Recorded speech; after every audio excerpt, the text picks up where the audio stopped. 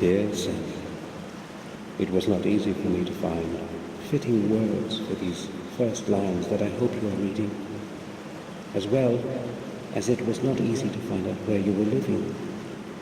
I hope that my letter will reach your hands as soon as possible, as there is not much time left.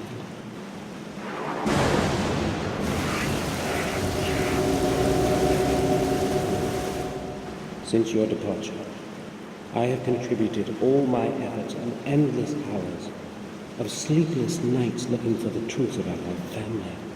I feel that I am already very close to beholding its full face, and I am concerned that I might not have the strength to look at it alone. Therefore I am turning to you, Samuel, for I know that you will hear out my plea.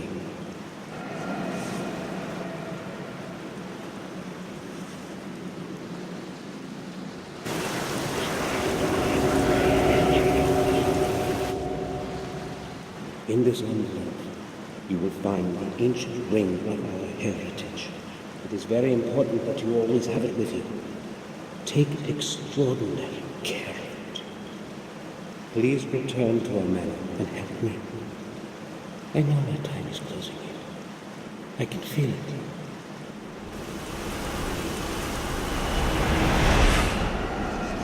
I am afraid.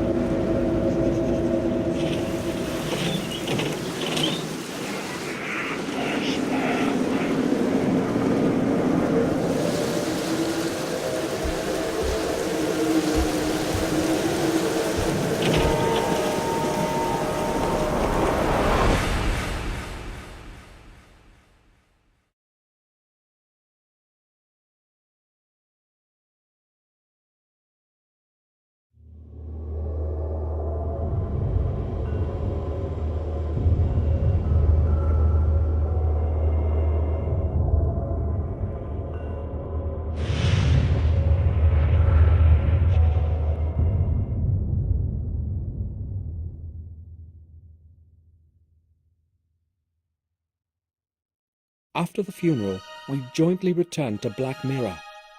The journey through the desolate countryside seemed endless. No one spoke a single word. When our glances met, they were full of deep sorrow. It wasn't merely grief, however, that was in our eyes.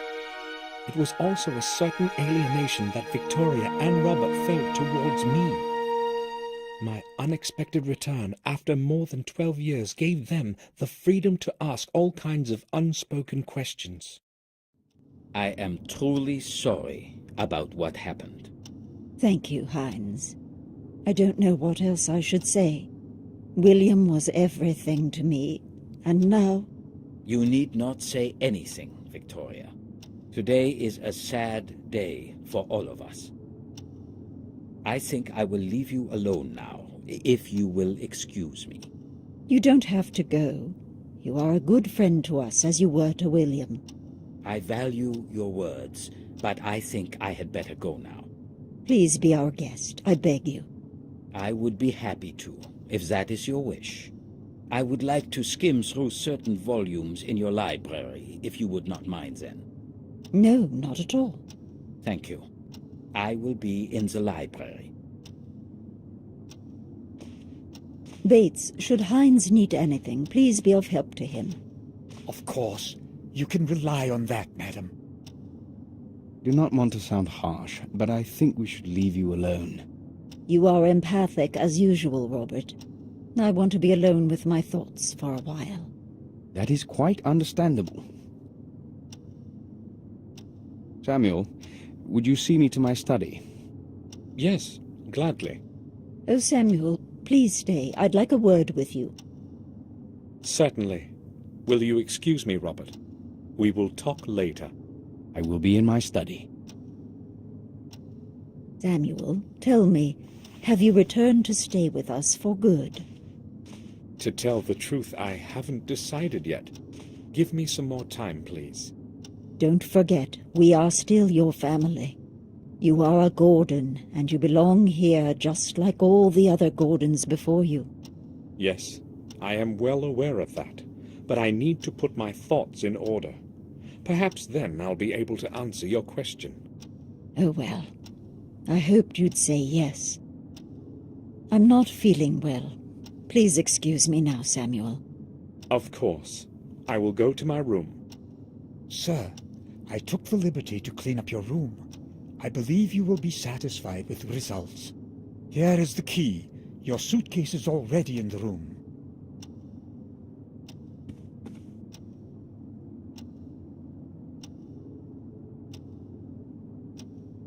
Thank you, Bates.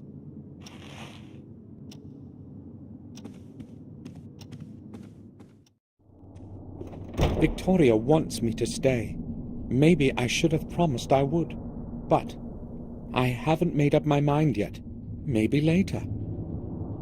Bates has readied my room. I should go have a look.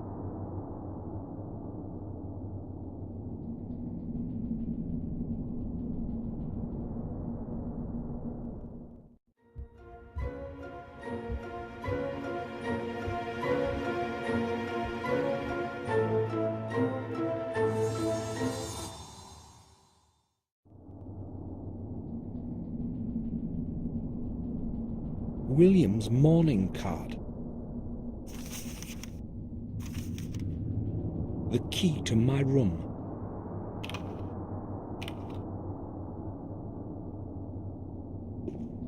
Victoria wants to be alone. I'm not going to disturb her.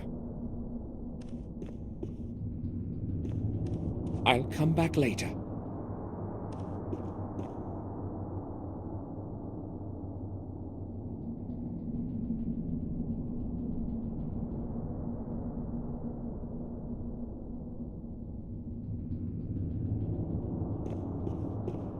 This is where Bates leaves our mail. There is no letter now.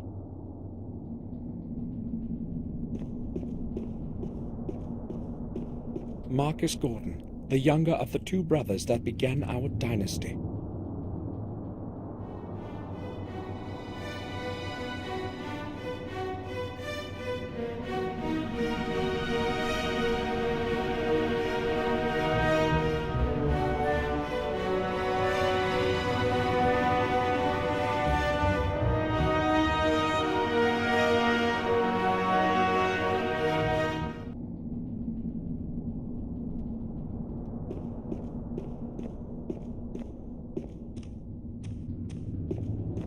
The founding stone of the original castle that Marcus and Mordred jointly laid in 1206. It's made of a single piece of some strange stone, charged with a peculiar kind of energy, as William would say.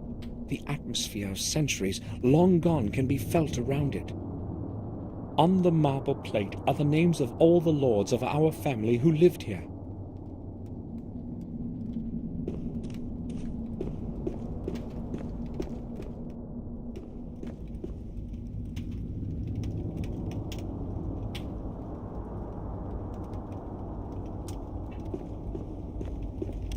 The entire outer rim is full of old symbols and signs. No one understands what they mean these days.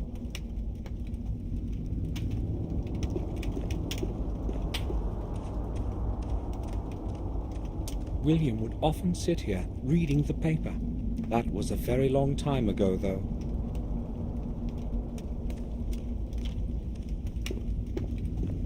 The fire has to be maintained in winter as well as summer. Otherwise, it's very cold in here. Our family's coat of arms.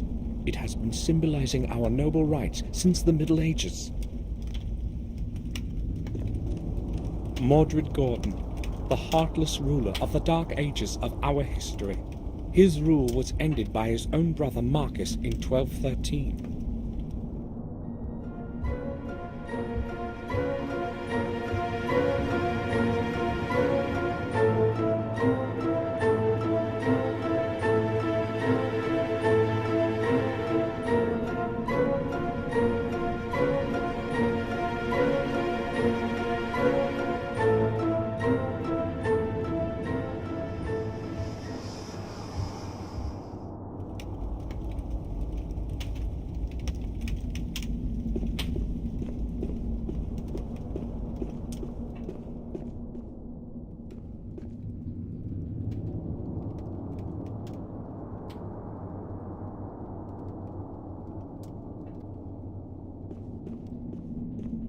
This door leads nowhere.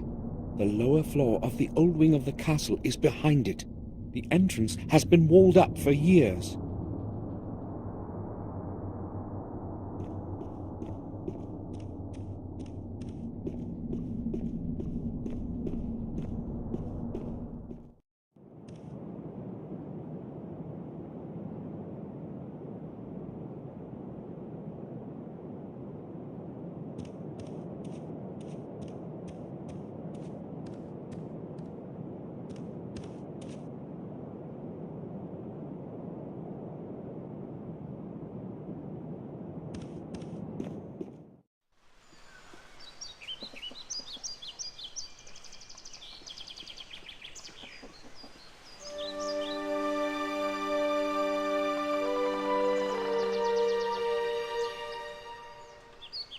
William had his study behind those windows. If I want to find out what actually happened, I must get inside somehow.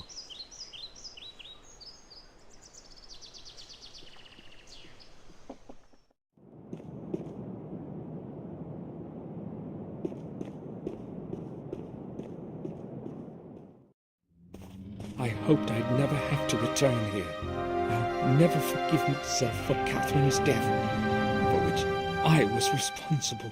It should have been me that ended up in the flames, not her.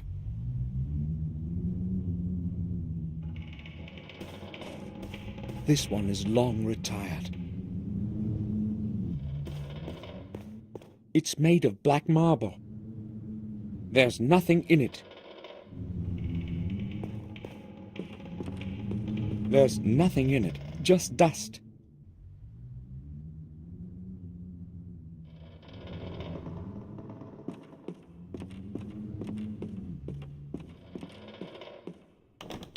The door is locked.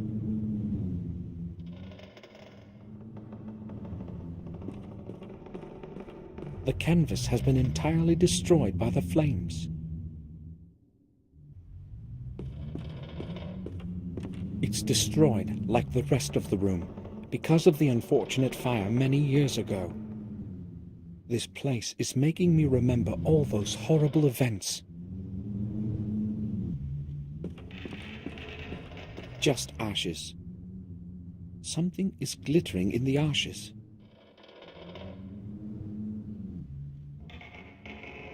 The remnants of a torn-up photograph.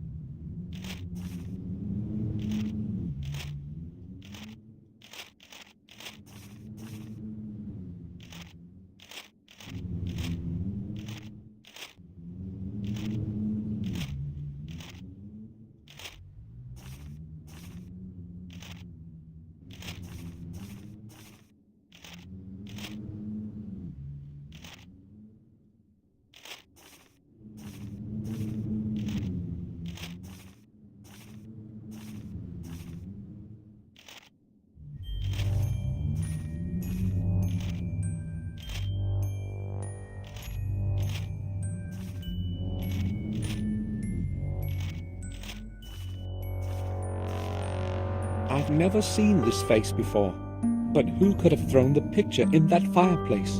And why did they take care to tear it up first?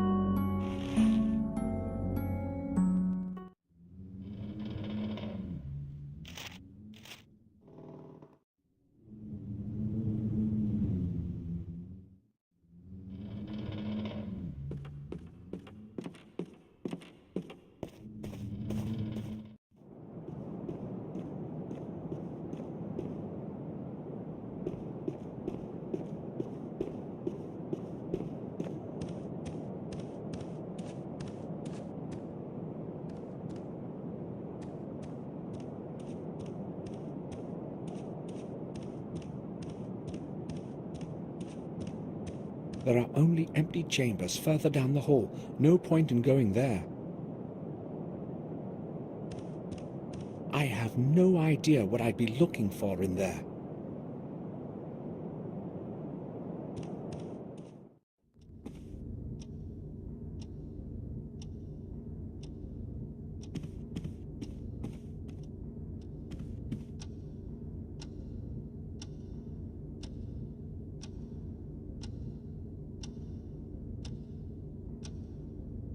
The ticking of the clock echoes throughout the corridor.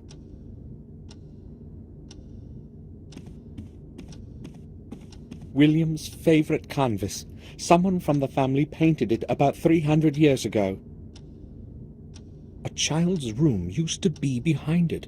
Now there are bare walls.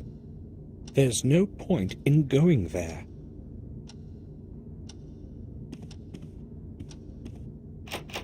The door is locked.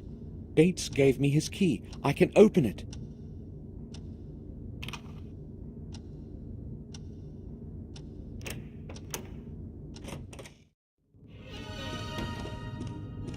This place hasn't changed at all, as though I were only away for a few days. Welcome home, Samuel. William's portrait of my dear Catherine. He died in those horrible flames, and it was my fault. I will never forgive myself for that. It's full of clean water. There's still enough water in the basin.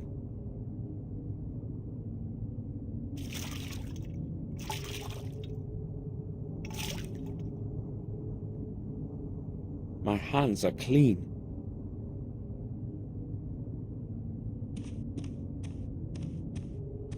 It's cold in here. I'll tell Bates to light up the fireplace. The room is quite cold. The Holy Cross. An old painting. I don't know who its author was.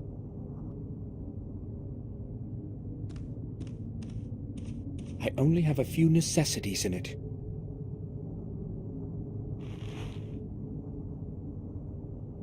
I'll take the pills in case my head starts to ache again.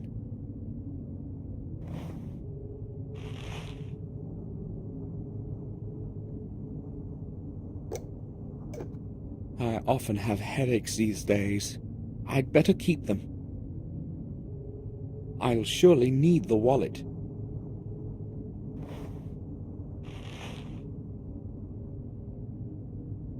There are some coins in it.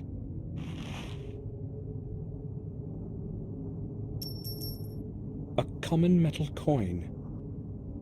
There's quite a lot of money in it. I can't see anything interesting. The drawings of the Gordon Manor in Wales. William drew those when he lived there as a young man. The night silhouette of our castle.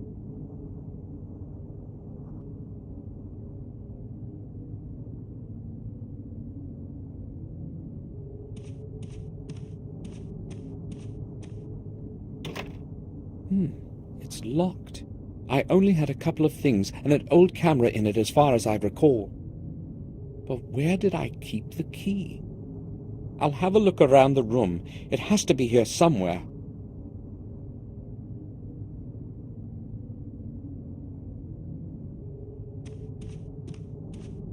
cannot see there. It's too high.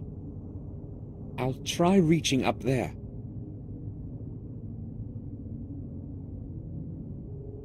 There is something there. The key to my drawer. I knew it had to be somewhere in the room.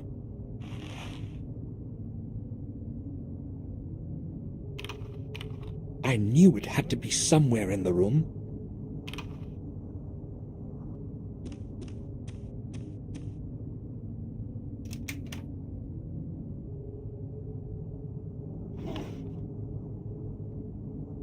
My Holy Bible. I have no need to take pictures of anything.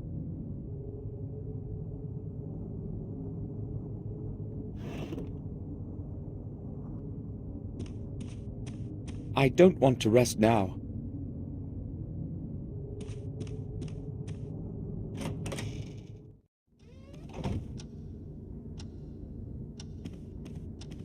Robert presented this one to William.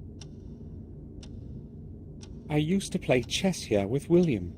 I remember him teaching me my first moves as if it were today.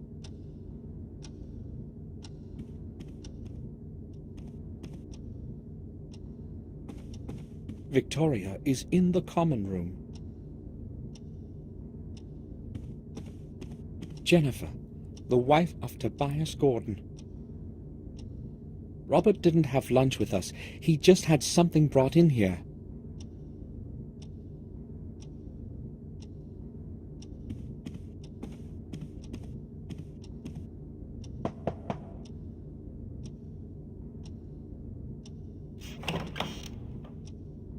Robert, may I speak with you for a moment? Of course. I'd be happy to speak to you. We haven't seen each other for such a long time. How many years has it been? 12, maybe more. A long time indeed. I am happy that you have returned. I have not come to stay. I came only to be here for William's funeral. Really? That's a pity. I thought you would stay with us for a few months at least. Maybe you can still change your mind. So, what do you want to talk about? The castle is falling into disrepair. How long can it last like this? It has been standing here for hundreds of years, and it is not going to decay any time soon. It will outlive us, just as it has outlived our ancestors. But the old wing is on the verge of falling down. It was already on the verge of falling apart when I was born. Yet it still stands. Why hasn't anyone tried to restore it? Oh, sure they have. About 100 years ago, Werner Gordon attempted to repair it. Why are you saying attempted? Well, he was not the first one who'd tried it. The new structure never lasted more than a couple of years. The original castle foundations that Marcus and Mordred jointly laid are within those walls. It's as though the old stones do not want to accept the new ones. Strange, indeed. Robert, look at this old picture. Do you know who this might be? No, I do not know that person. Why are you asking? I found the picture in the old wing, torn to pieces in a fireplace. Given the fact that someone has torn up the picture, the person in it is probably not anyone important. Forget about it. So what has been happening around here since I've been away? Things are rather odd, but I have no recollection of anything special. Are there any new families? No, I do not believe so. In fact, the only person to have moved here is Dr. Herman. We also have a different groom and a different gardener than the ones you knew. I've been away for 12 years, and all that has happened is that we have 2 new servants. Well, no one is clamoring to live around here, you know that yourself. Yes, nothing really has changed. It's almost scary. What do you think about what happened to William? That is a strange question. What should I think about it? I don't believe it was an accident, let alone suicide.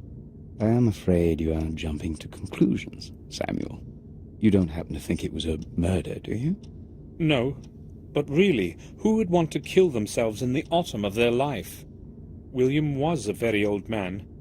Look, William was alone in the tower when it happened, and the door was locked from the inside. So a stranger's intervention is impossible. So why didn't he leave a letter? That I do not know, and I do not even want to think about it. Trying hard to get my thoughts away from William's death, and I absolutely don't feel like talking about it. How is it possible that Robert is not at all interested in this? Am I the only one who wants to know the truth of what happened to William? I must go now. Right then. I'll return to my work. We've already said everything there is to say. I have no idea what we can speak about. Today's paper. I'll have a look. There seems to be a note of some sort inside. Robert, I have only now received your letter. Only now received your letter. That permanently drunken goof whom you have paid to be the messenger brought it late. I will take care of your parcel as usual. Do not worry. Fortunately, no one cares about anything in this godforsaken place. P.S. I suggest you give more money to that blockhead Mark next time. Maybe it will help him be more tardy.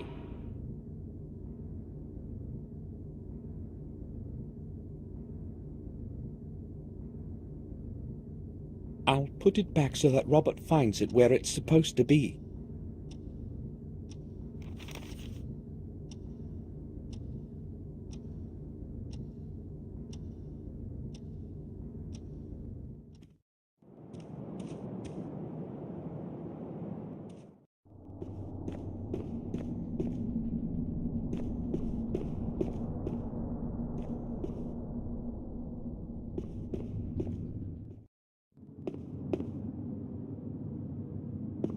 I used to sit on this chair at family dinners. Fresh apples and a few sweets.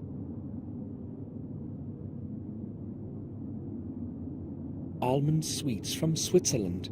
I like these best.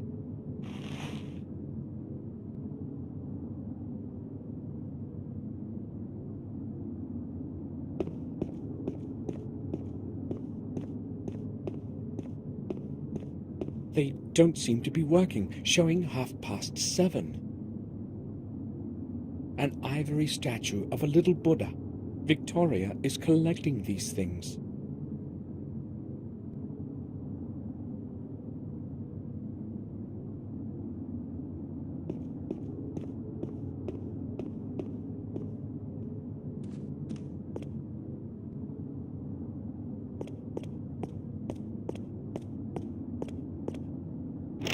The door is locked. Probably the cellar key. I'll leave it here. Bates might need it.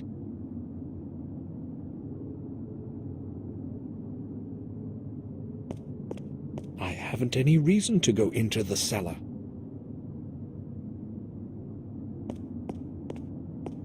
There's some dirty water at the bottom. Maybe there were flowers in it once.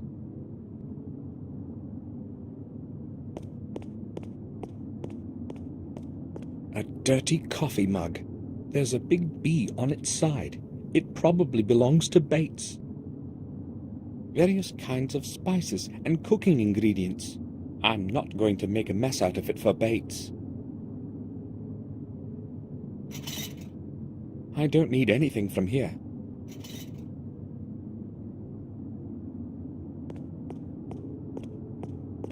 This is where Bates makes all the meals. He's a very good cook. At least I won't go hungry. Pork, I'd say. Smells lovely. The dining table of the servants. Spice grinder. It's just a decoration. It doesn't work.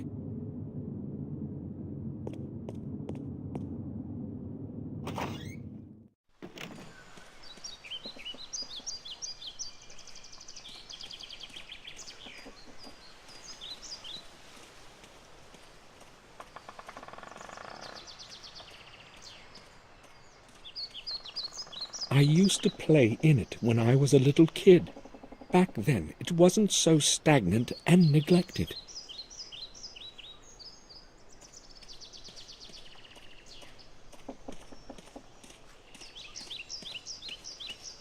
It must be centuries old.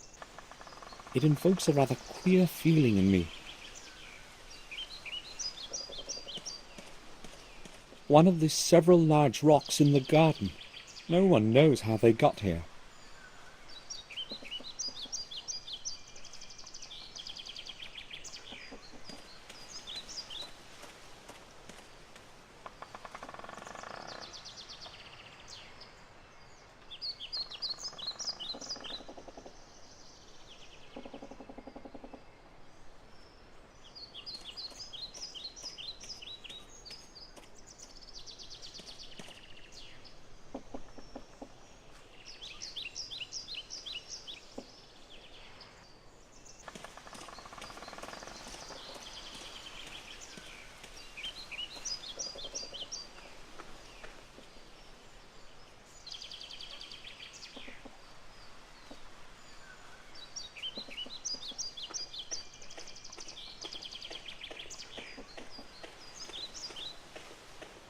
This is the place where William took his last breath. I won't leave before I find out the truth.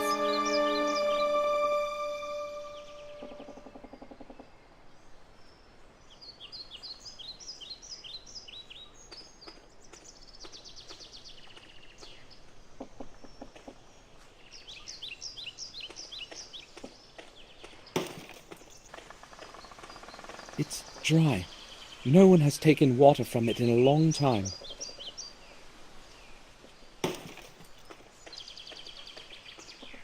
It's used so seldom, it's locked up.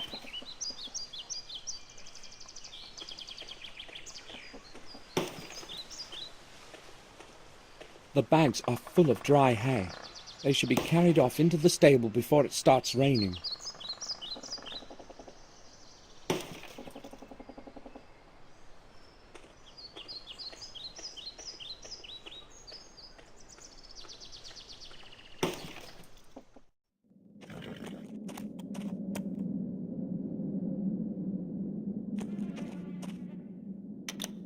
There's enough light in here during the day. Water for the horses.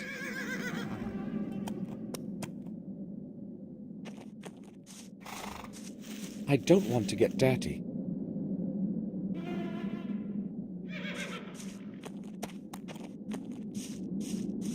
It appears stable, but I'm not going to climb up. Hay for the horses is in there, and that's Morris's responsibility. Our family's coat of arms. Someone should repair it. It's rusty and has many holes. It's useless.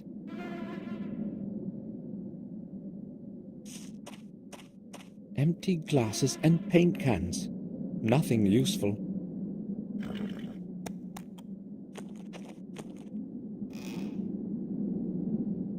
Nails, screws, nothing I need. I don't need to repair anything.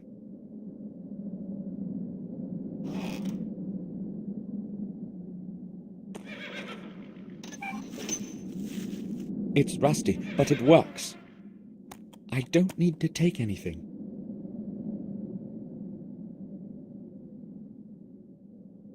Red wine from our cellar. How did the bottle get here?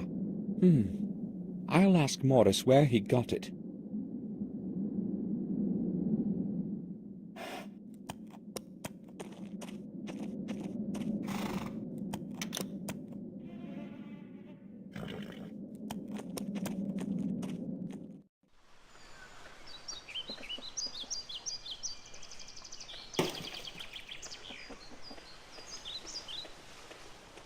The humble abode of the groom is up there. I haven't any reason to go there.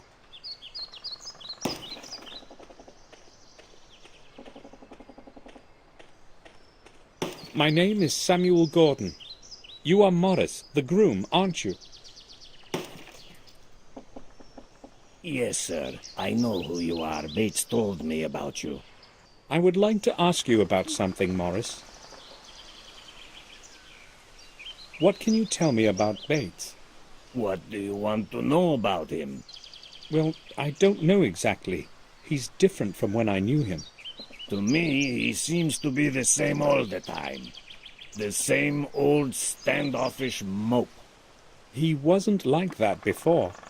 That's possible. I've only known him for the couple of years that I've worked here. So how many years have you been working here? Almost 5. Morris, I've noticed you have a bottle of wine on your workbench in the stable. Wine? I sometimes take a sip when it's cold outside, but never during work. It appears to be our vintage red. Where did you get it? Well, Sir William gave it to me some time ago. Just this one bottle. Really? Yes, sir. All right, Morris. I do not believe that William would have given away some of our best wine. Morris must have gotten it some other way. Morris, how did you get along with William? Well, like a groom with the horse owner. Okay, I guess. He's only spoken a few sentences to me in all the time that I've been working here. I mean, I saw him very seldom. I see. I will go then. All right, sir. He's a Cretan, but he works well. Something tells me I shouldn't trust him too much.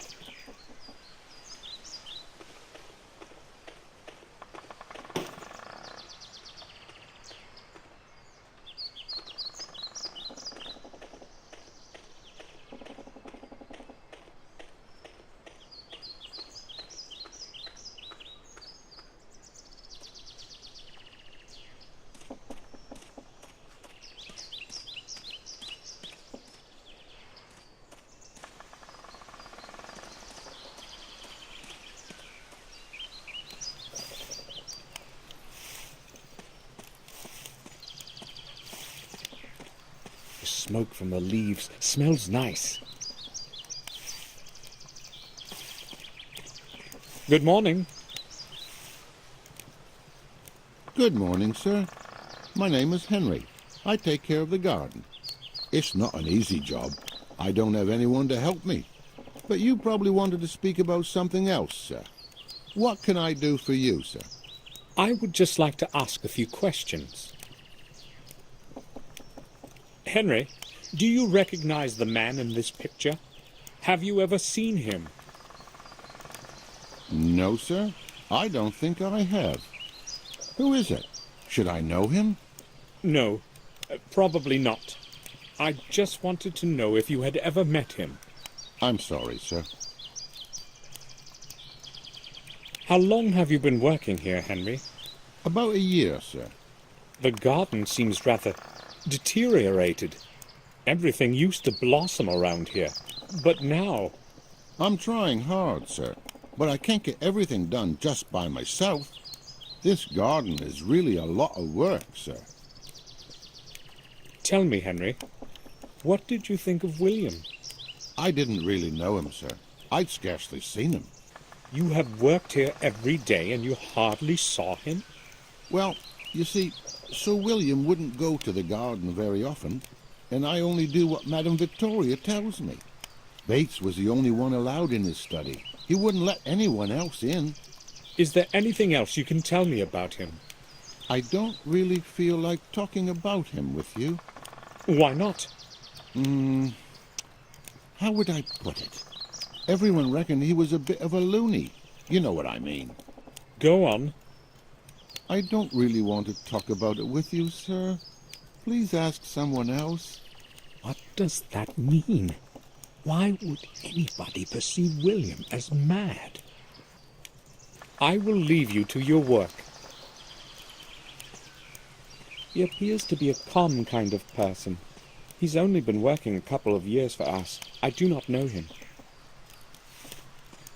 I don't know what we could talk about.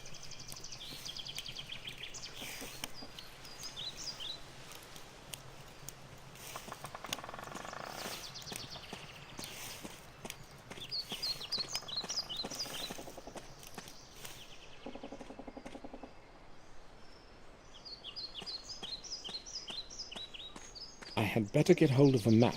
There is probably one somewhere in the library.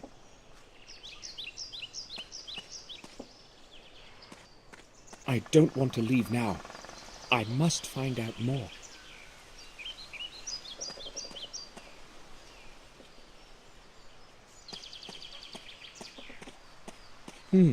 I'd be interested to know where these stones came from.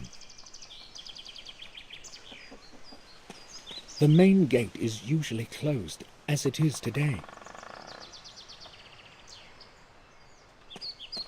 This is where our mail is brought. At least it used to be. There is nothing in it.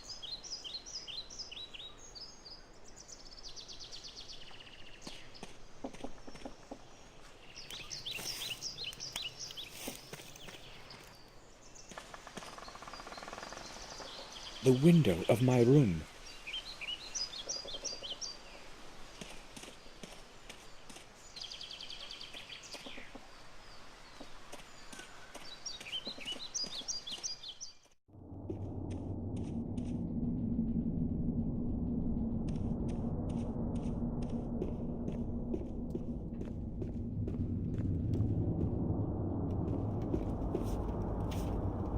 He looks tired. He looks a bit weird today, disturbed. Always precise and careful.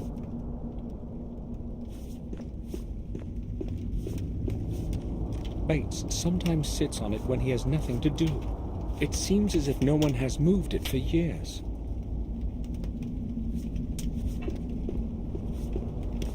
The crackling of the wood is quietly echoing throughout the hall.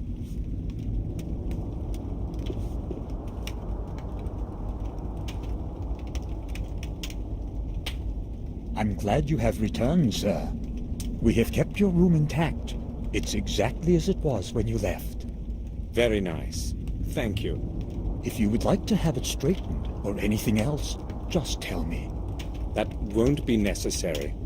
It happened so suddenly, I didn't have time to write that I was coming. I would be happy to help you with anything.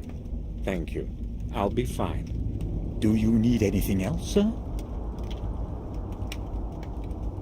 I need the key to the attic. Do you know where I can find it? It is hanging in the kitchen right next to the cellar door. You cannot possibly miss it. I'm going to need the key later today. Can you please put it back afterwards, sir? Of course I'll return it. Thank you. Have a look at this picture. Do you know this man? He does not look familiar to me. I am not very good at remembering faces, though. Sorry, sir. Bates, could you please light up the fireplace in my room? It's quite cold in there. Oh, pardon this old servant, sir. I had completely forgotten about it. I will be happy to light up your fireplace. Also, if you need the room cleaned up properly, please say so. It was abandoned for over 12 years, and one hasty cleanup is insufficient. No, the room is all right. Thank you. You're welcome, sir. Are you sure you're all right, Bates? You know, you can take a rest whenever you want. Thank you, sir. I think I will be fine. I was under the impression that nothing had changed here since I left. So many years have passed, but it seems to me like it was just last month. The same scenery, the same weather, as though time would rather avoid this place. Sir, a lot has changed in your absence. Nothing is as it was, believe me. We are all growing old, and so is everything around us. I've been a servant here since my youth, and I know well how much a man can be changed by this place. During the last few months, things have been getting noticeably worse, day by day. It is as if the bleakness within the old walls of this manor is gradually taking us over. Maybe you're right. Even I don't feel exactly well within these walls. Been recalling memories of me that I've wanted to forget. Strange and dark in them, and that dismal silence. I have spoken to Robert. It seems to me he may not be feeling well. It is probably due to his responsibilities at Ashbury. Lately it seems to really exhaust him. He has recently taken to spending most of his time at work, often not even returning home for the night.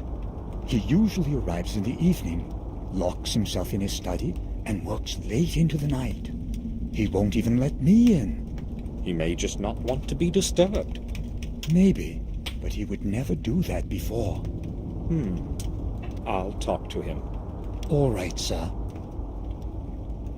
Bates, this might seem strange to you, but I would like to see the exact spot where William died. Oh, but why, sir? I have my reasons. Oh, well, follow me if you insist.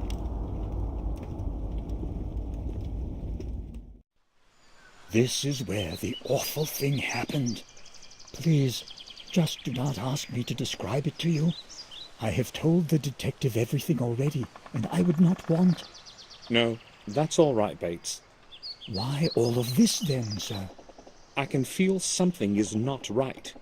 I just don't know what. Have you found anything unusual around here? No, maybe just... We noticed a strange spot under the tower window, right there. No one knows where it came from. If you would allow me, sir, I'd rather go now. Certainly. I knew Bates wouldn't understand why I was doing this. Something tells me things aren't quite as they seem.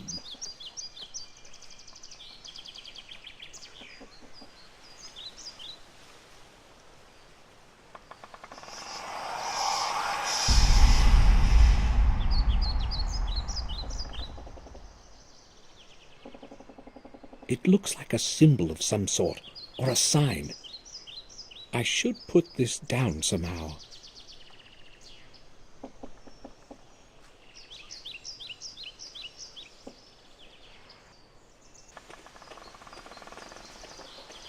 The castle is literally surrounded by bushes. I'll have a closer look. Something got stuck between the branches of the shrub.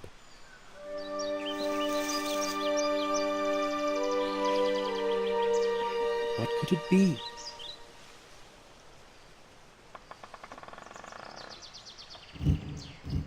Whatever it is, it seems incomplete.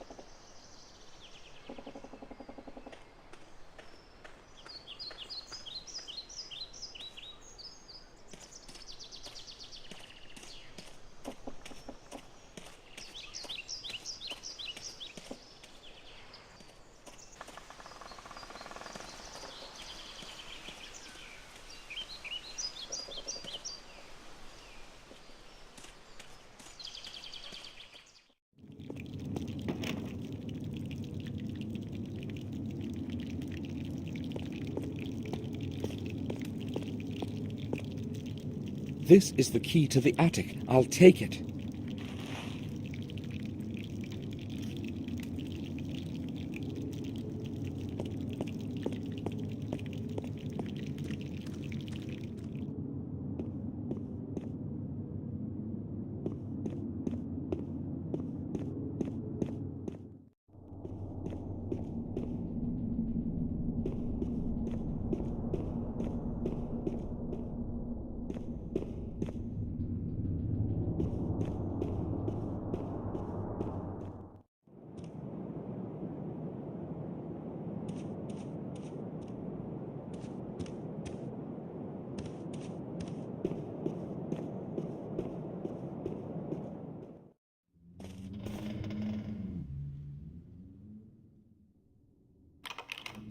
The key to the attic in the old wing.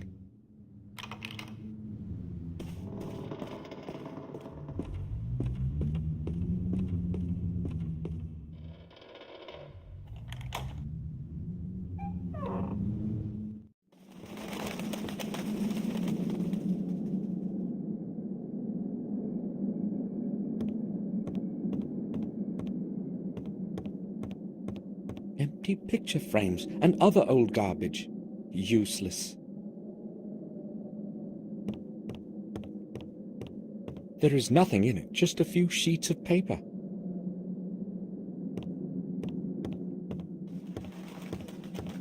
old scrolls and lots of spider webs. There is nothing useful in it.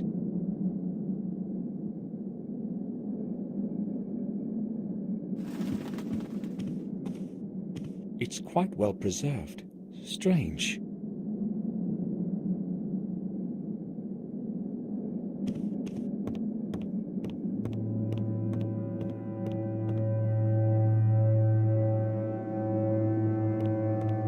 The entrance to the tower is nailed shut. I must get rid of these barrier boards somehow. I can't do this with my bare hands.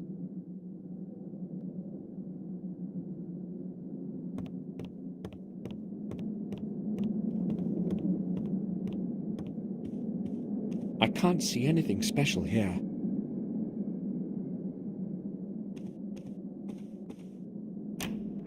It's locked.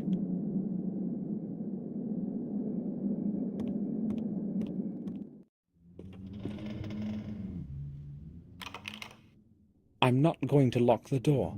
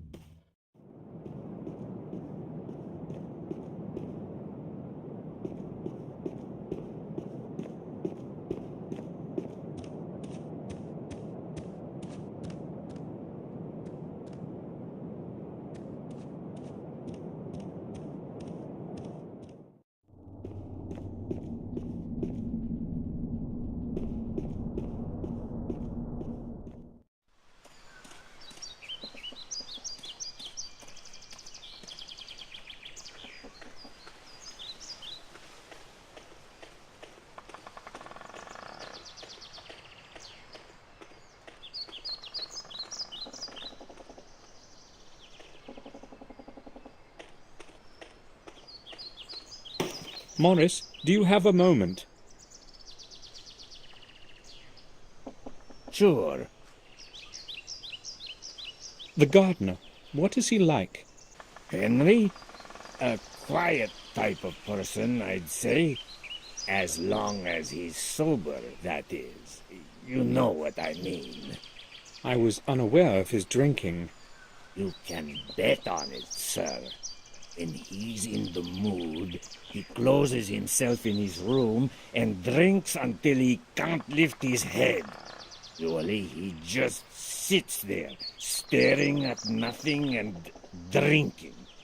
I'd say that is quite odd, isn't it? Odd indeed. He does not seem like a drunkard to me. Well, you can trust me, and you're bound to see for yourself anyway. Morris, you are right next to the old wing. Can you see inside the old tower from your room? What do you mean? I never go there. Who told you that? It was that old drunkard, right? I was just asking, why are you so upset? I knew that Flores bastard was spreading gossip about me again. He tells you anything, don't believe him, sir. Ends to get smashed and talk out of his ass. Sure, but you've been to the old wing, right? Yes, but only out of curiosity. I've got no reason to go there. And it's a strange place anyway. What do you mean? Well, I haven't exactly got a good feeling about it. I feel like I'm being watched by something older than the centuries within those old, damp walls. And the silence, it makes one feel as if one cannot speak. Frankly, I'm glad I don't have any work to do there. Morris, look here. Do you know this man?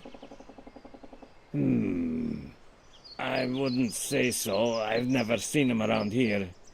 Okay, thank you. What can you tell me about this? Let me see. A piece of hard stone with some symbols. Looks quite old. Other than that, I don't know. Have you seen anything like this around? Inside the castle, perhaps? No, you see, I seldom go inside. Madame Victoria doesn't like to see me there. Can you think of anyone who may know something about this? Well, it looks old. Maybe that bloodsucker Murray might know something. He buys and sells such stuff, you know. Sometimes he has people coming to him from great distances to look through some of that junk he's got. God knows where he gets it all from. Thanks. I'll certainly go see him. No problem, sir. I will go then. All right, sir.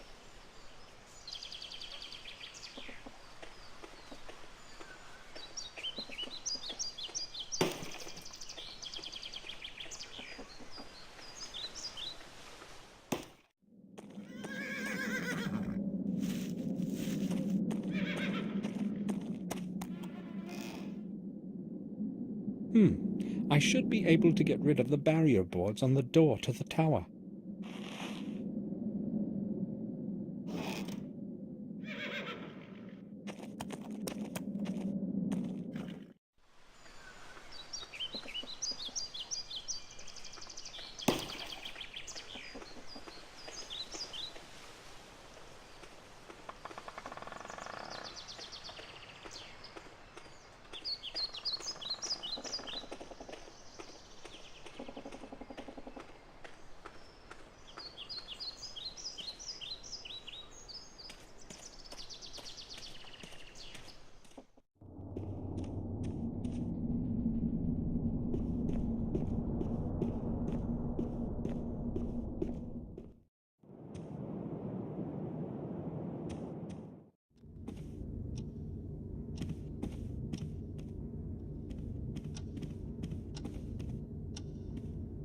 I have lit the fire in your room as you wished, sir. Thank you, Bates. It was quite cold in there. I will return to my duties now. If you need something, I will be downstairs in the hall. All right.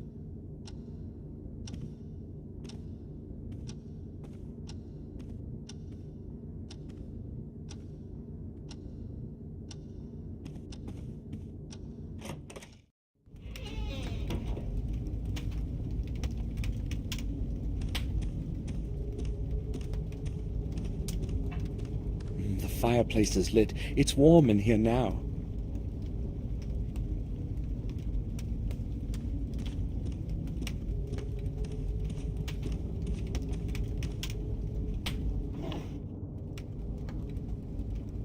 They're too old to be used.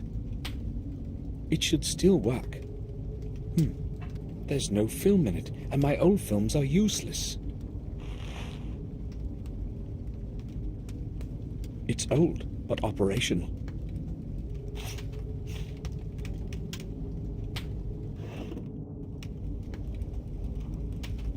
Catherine would comb her beautiful hair in front of it every morning. It's best not remembered.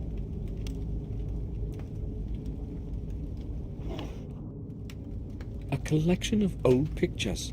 I don't want to remember that time. I'll leave it alone.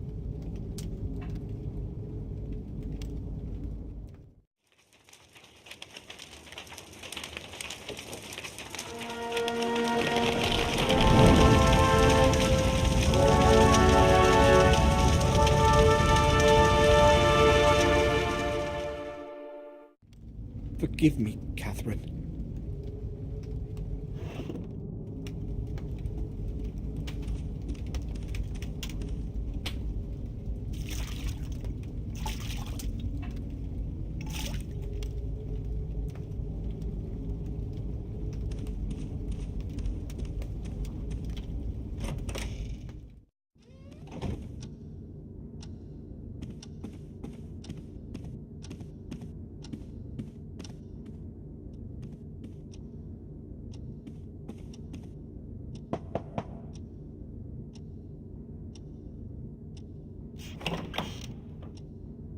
I need to speak with you, Robert. Sure. I spoke with Bates. Why don't you allow him into your study? Did he tell you this? You see, I just don't want anyone to disturb me all the time. I have enough of my own problems, and can do without his servility. What's the matter? Nothing special, I guess. I just happen to have a bit more work than usual these days. Morris and Henry don't seem to like each other. They've got some battles going on, but unless they bump into each other too often, they cause no harm. I don't really care about their silly problems. Morris says that Henry drinks quite a bit. I don't like that very much, to tell you the truth. Neither do I. But there was no one else to take the job. So we have basically put up with that habit of his. He has not done anything wrong yet, anyway. Not yet, right? I need film for my camera. Do you know where I can get some? Well, perhaps down in Willowcreek. But hold on, I think I may have a couple of rolls myself. They should probably still be usable. Can you give me one? I would be happy to, but I put them in the attic with some other old things. It is in my chest. That's the one right round the corner. You'll have no problem finding it. Thank you. I'll go pick it up. Sure. Take all the film you need. I have no use for it. I went to the attic to get that film, but your chest is locked. May I borrow your key? Locked? Oh, I have entirely forgotten about that. Sorry. Here's the key.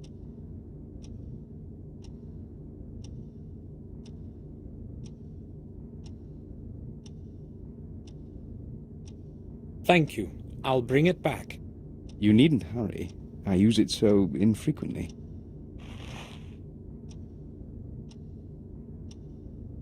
I must go now. Right then. I'll return to my work.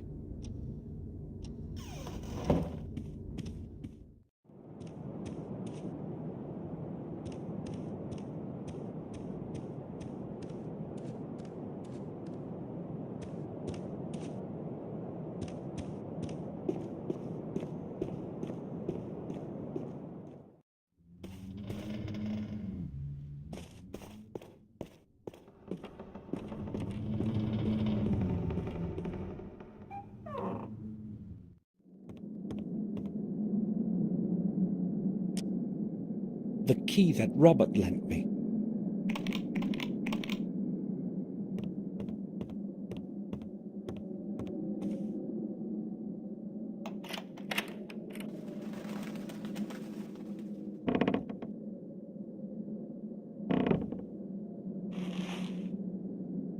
Hopefully, it's going to work. I don't need anything else from it.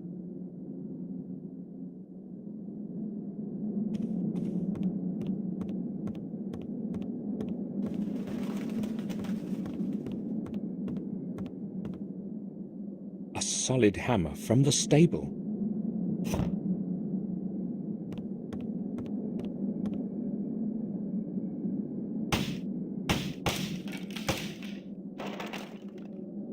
Done. The path is free of obstacles.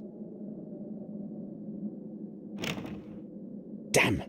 The door is locked. I have no idea where the key could be. I should ask Victoria.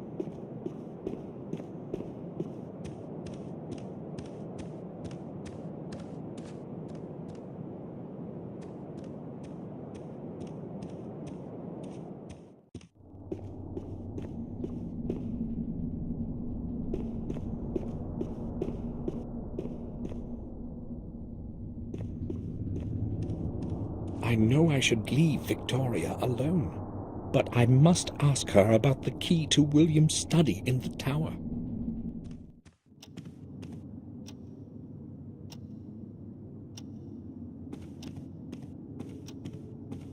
I have nothing to look for in these drawers. It most likely contains Victoria's personal things. I won't be opening it. One of my distant ancestors, Durgam Gordon. This canvas is at least 300 years old. Strange that time has not faded it. Durgam Gordon.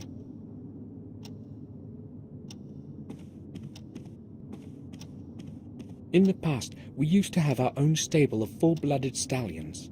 Some of them won many races. All that fame is long lost now. Lucky Arrow, 9 victories in one season. I can't remember the name, probably one of the older stallions. Yes, 1890. A souvenir of one of our champion horses. Lucky Arrow, 1890.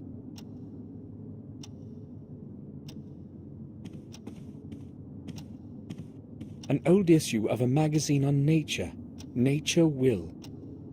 I haven't the time to read now. Victoria, I know you want to be alone, but I must ask you about something that only you can answer.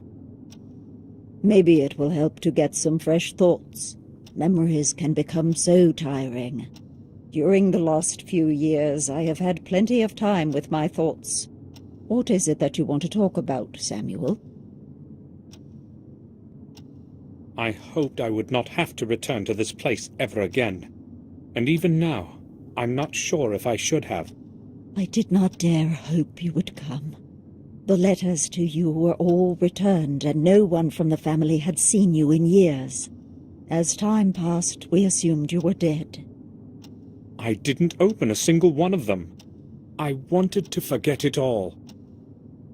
Only that morning letter. I had to open that one. Maybe I should have left it unread, like the other ones. Your words are cold, Samuel. If it hadn't been for William's death, I would have never returned. I returned because of William only. I don't expect you to understand it. That person who was with us at the funeral, who is he? Dr. Herman, our family physician. But it would be more accurate to say our family friend. I had never heard of him. Well, how could you? He moved here long after you had gone away. He's a good man. He was a friend to William and has helped us a good deal. Until William began avoiding people, they were often together. Why are you interested in Heinz? I don't know him, so I wanted to know who he is. Look at this stone fragment. Does it mean anything to you? No, I wouldn't say so. But yes, I have seen something similar on William's desk. He was very careful with that thing. Only I don't know what the big deal was. He never spoke about it. Victoria, why was William hiding away in his study? No one saw him go outside, and he would not let anyone in. Why all the secrecy? I don't know, Samuel. About half a year ago, he closed himself in that damn tower and spent whole days and nights there. He never told me what he was doing. When I asked, he merely stated that he was looking for the truth and that he would not stop until he found it. It entirely absorbed him, and you know how it ended. I hope that he has found his truth. Victoria, I need the key to William's study. I know that you insist that no one go in there, but... No one is allowed to set foot in there. Why are you talking about that place to me, Samuel? Why are you making me think of it? I just wanted... Go away. I need to be alone now. Of course.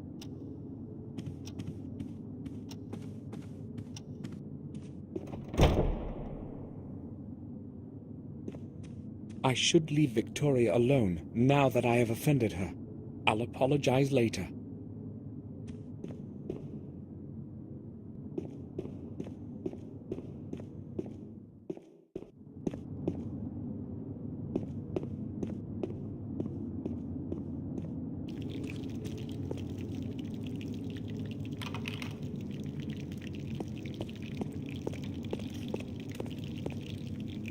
I put the key back where I found it.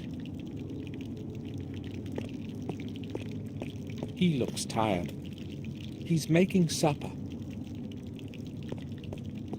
Bates?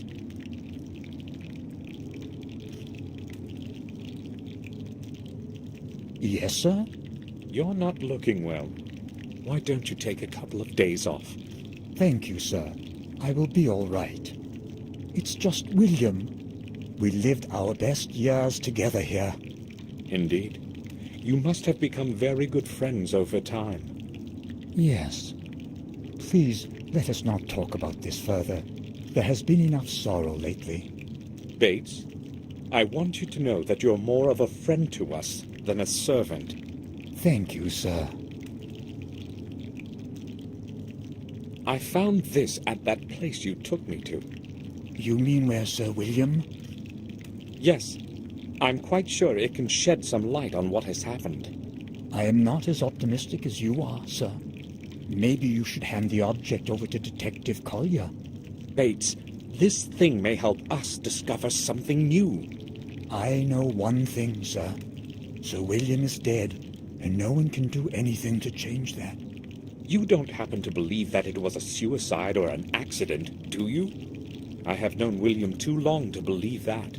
Well, I have already offered my opinion on the matter. Can I go now, sir? You surprise me, Bates. I'm sorry, sir. Talk to Henry. He was working on the flower beds that evening. He might know more than I do. It seems to me that Bates knows something he doesn't want to talk about. But why would he do that? No, I'm not too sure. Why is the entrance to the old tower blocked? Madam ordered me to nail the door shut so that she would not have to think about that place ever again. She does not want anyone to enter William's study. I see. Bates, I said something inappropriate to Victoria. Do you think she will accept my apology? Certainly, sir. Madam has a good heart. But, if I may advise you, sir, offer your apology as soon as possible. I think I will go now. I'll return to my work.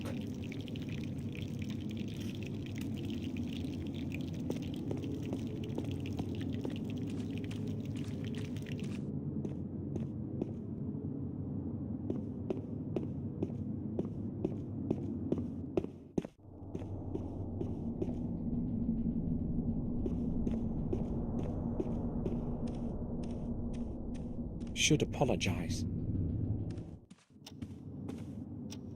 I see sorrow in her eyes.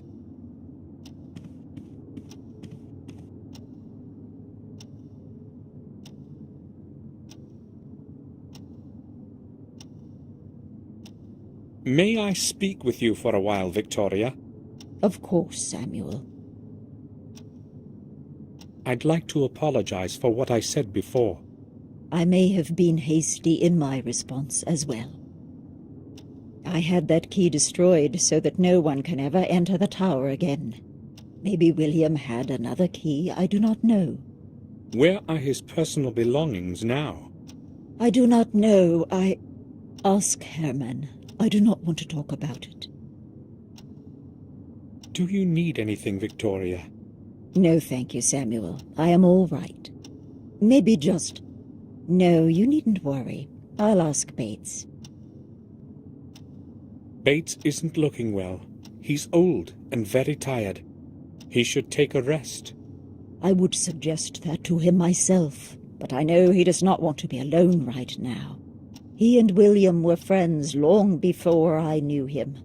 He has worked here all his life, just like his father before him. He feels comfortable to be with us, I am sure. Can you have a look at this picture?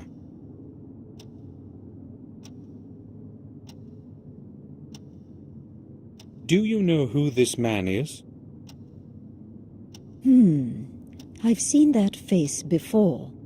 Yes, but not exactly this one. What do you mean? He was much younger than this picture, but it was the same person. So, who is it? William once brought an orphan here and offered him food and shelter for a couple of days. He lived for a time outside by the stable, a humble, quiet boy. Do you know what his name was? It was a very long time ago. I cannot remember. He stayed with us for quite some time, but then he completely changed. It was as if he had gone mad. We could not let him stay here after that. They took him to Ashbury. What happened to him then? I really do not know. As I said, it was a very long time ago. Robert might remember. It was he who accepted that boy as a patient. I spoke with Robert about the old wing. He said its walls were the only remnants of the original castle. That is true. It is all that survived the burn. I do not recall anyone that had conquered the castle in the past. No one conquered it, at least not in the true sense of the word. The castle was half destroyed in a conflict between the first Gordons. Marcus knew he could not rise against his brother's people directly. Therefore, he decided to take him by surprise in the secret chapel deep under the castle. Mordred realized this too late, and the consequences were terrible. But those are merely old legends, just old stories. That secret chapel you have spoken of, it must be somewhere beneath us. Nobody has ever found a trace of the entrance, let alone the whole chapel, Samuel. It's merely an old legend from the Chronicle. What happened to Marcus after Mordred died? He became the lord of the manor and died a long time later, a tired old man. As a tribute to his leadership, they buried him in a secret crypt. Today no one knows where his body rests. Do any further records of his life still exist? None that I know of. That new gardener, Henry, I've heard he drinks. He is not new here. He has been working for us for over a year now.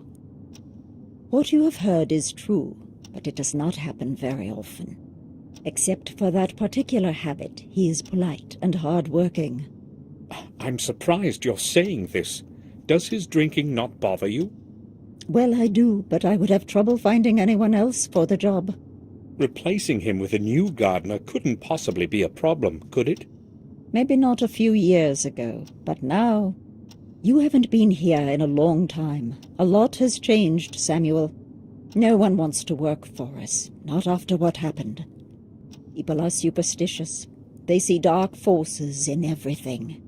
I'm glad that he has stayed, even if my garden looks so miserable. But why are you asking about Henry? Is it that you know something about him that I should know too? No, not really.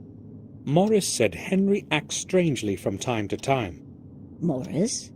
That hardly surprises me. He is strange himself. If I had someone to take over his job, he wouldn't be here now. That reminds me.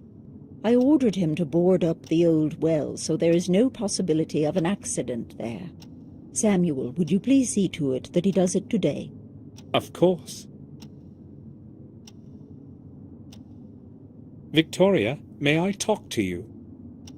Please, excuse me, Samuel. I'm not quite in the mood for talking. If you need anything, please ask Bates. He will be happy to help you. Of course. I can come back later. I'll ask again another time. I'll leave her alone now. I'll talk to her later. This is not the right time.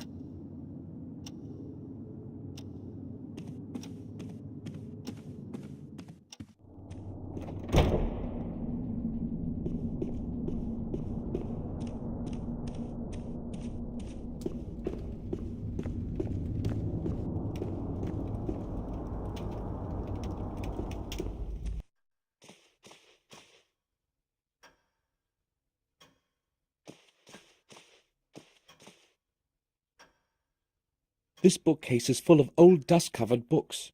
I don't think I could find one that would interest me. I saw him for the first time today. He's reading a book.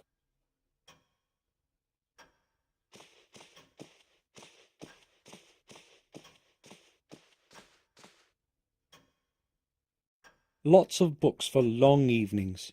I haven't got time to read them now. Doctor, can I have a word with you?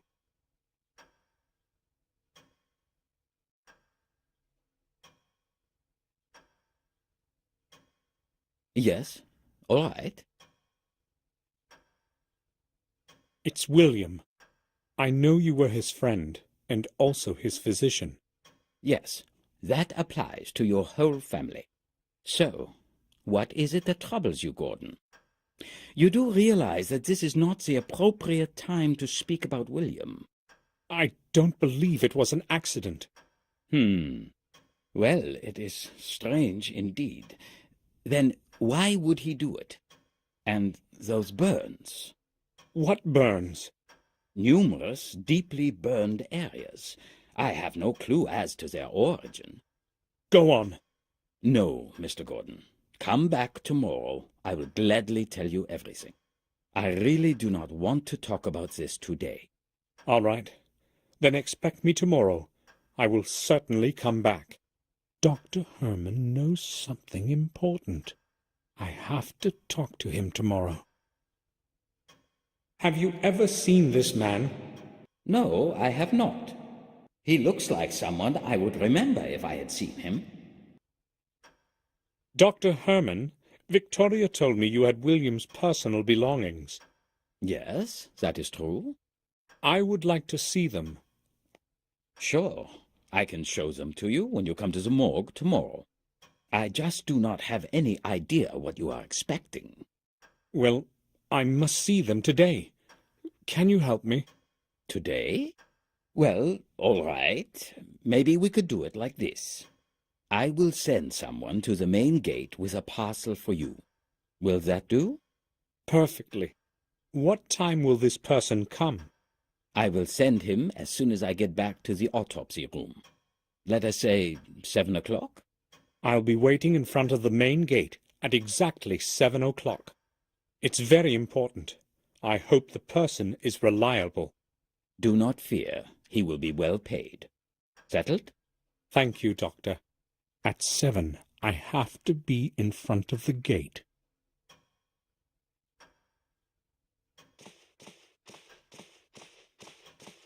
Old books and scrolls. They probably fell off the pile on the chair.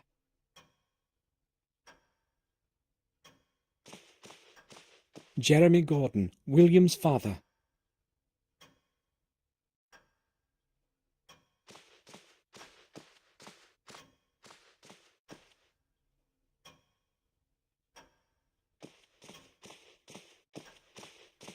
It's full of various parchments and old scrolls. I can't see any interesting ones. The map of our manor. It might come in handy. I'll take it.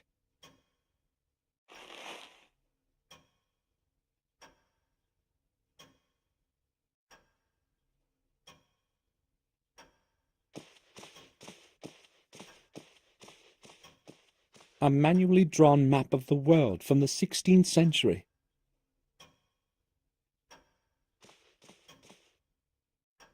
It seems like something's missing here.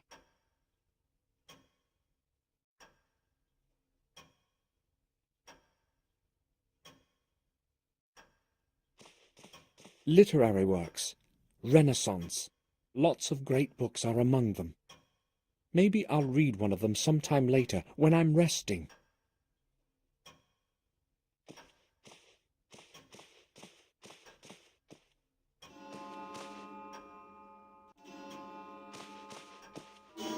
The statue is holding something strange in its hand. It appears to be a key of some sort, or an amulet.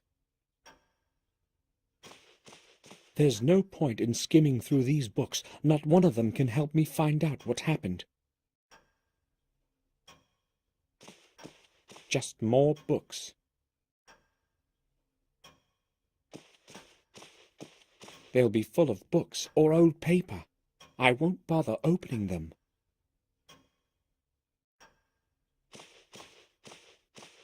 William's work table.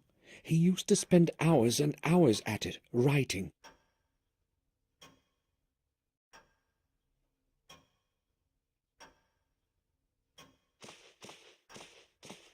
the chronicle of the Warmhill Manor. The local parish has been here for a very, very long time.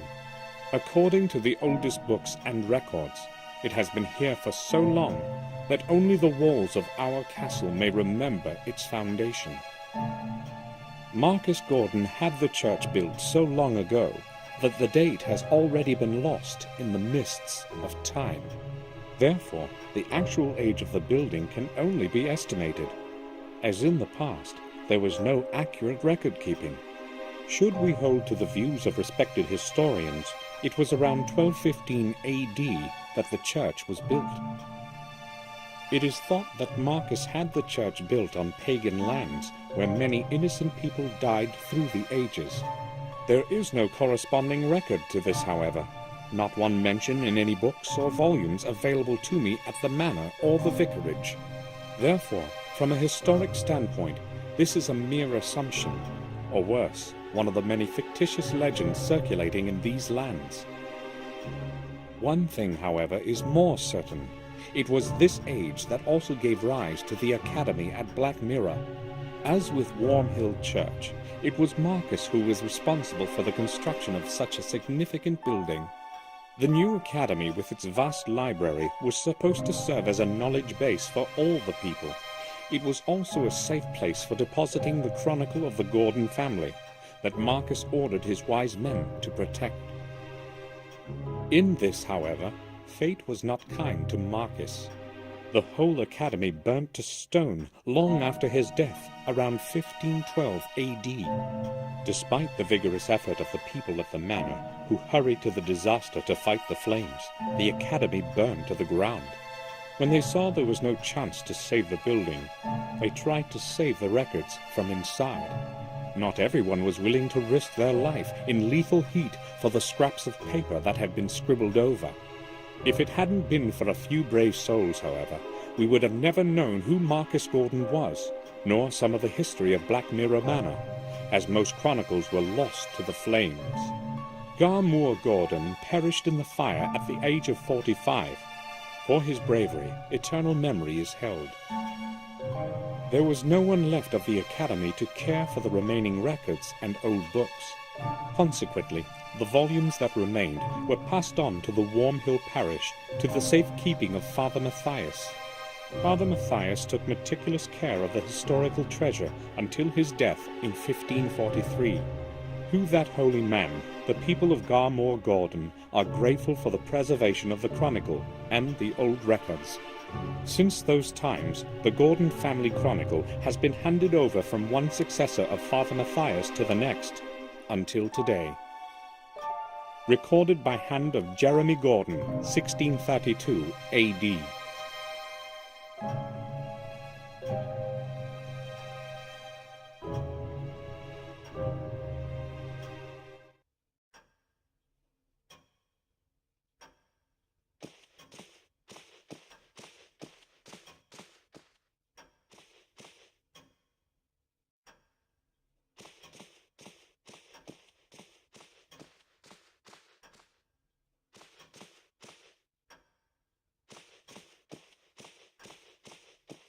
Herman promised that his delivery boy would bring William's parcel to the main gate at exactly 7 o'clock.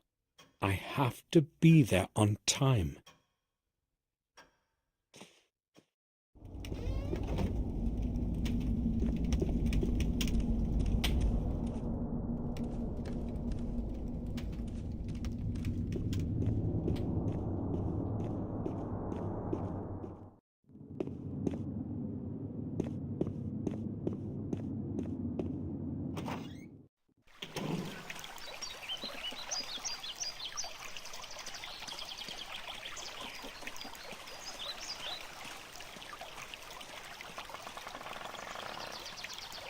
This is where the oldest trees grew. Victoria loved them so much, and this is what's left of them.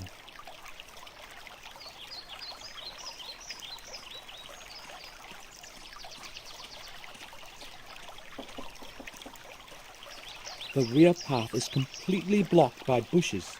I have to go around.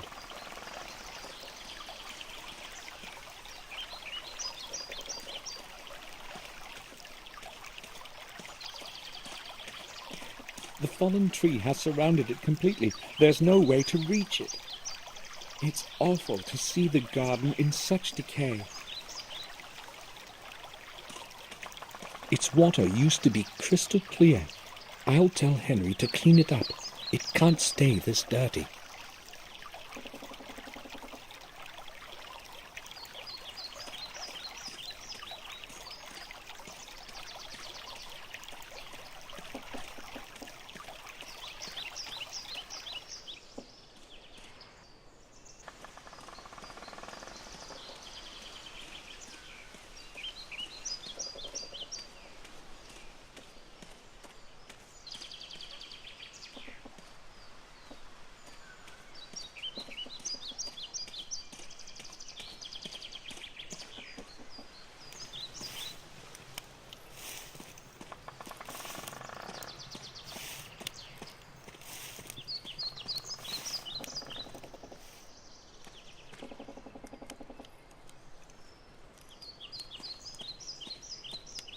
The door is locked.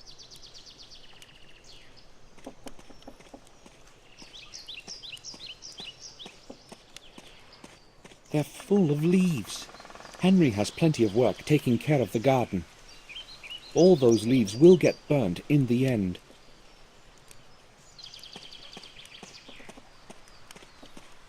The wood is ready to go into the grinder.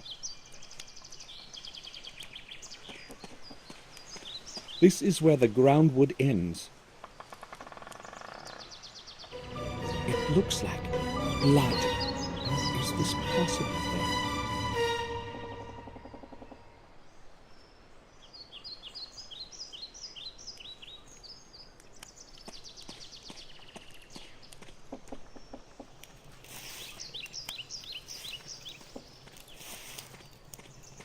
Henry?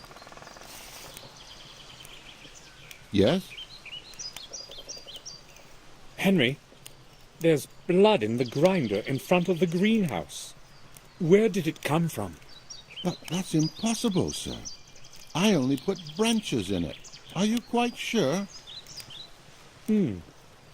Perhaps you're right. I probably imagined it. I should probably take a rest.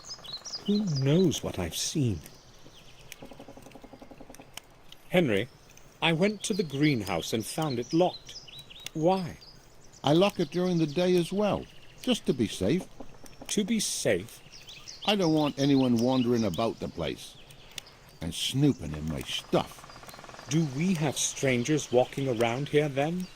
No, sir, that's not the problem.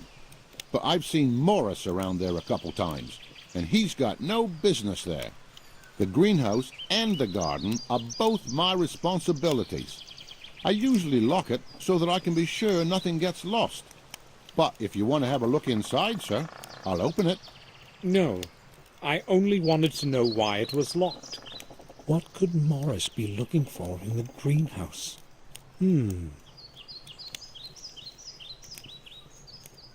I will leave you to your work.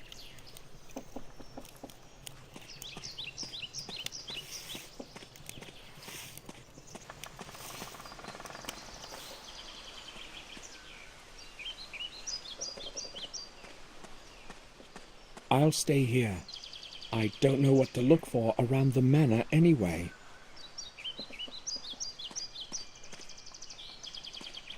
I have no reason to leave.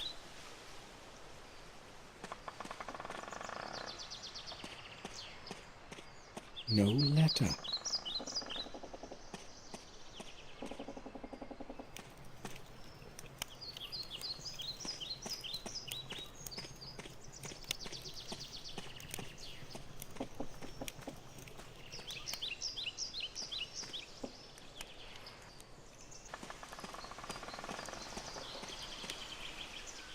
There is nothing here. I could swear I had seen blood. I'd better take my medication.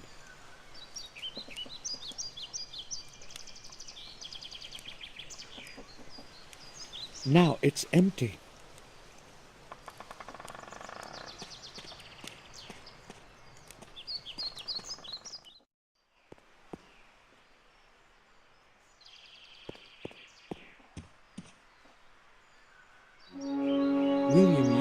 very fond of this place. He would often come here to make paintings and sometimes would spend whole days here.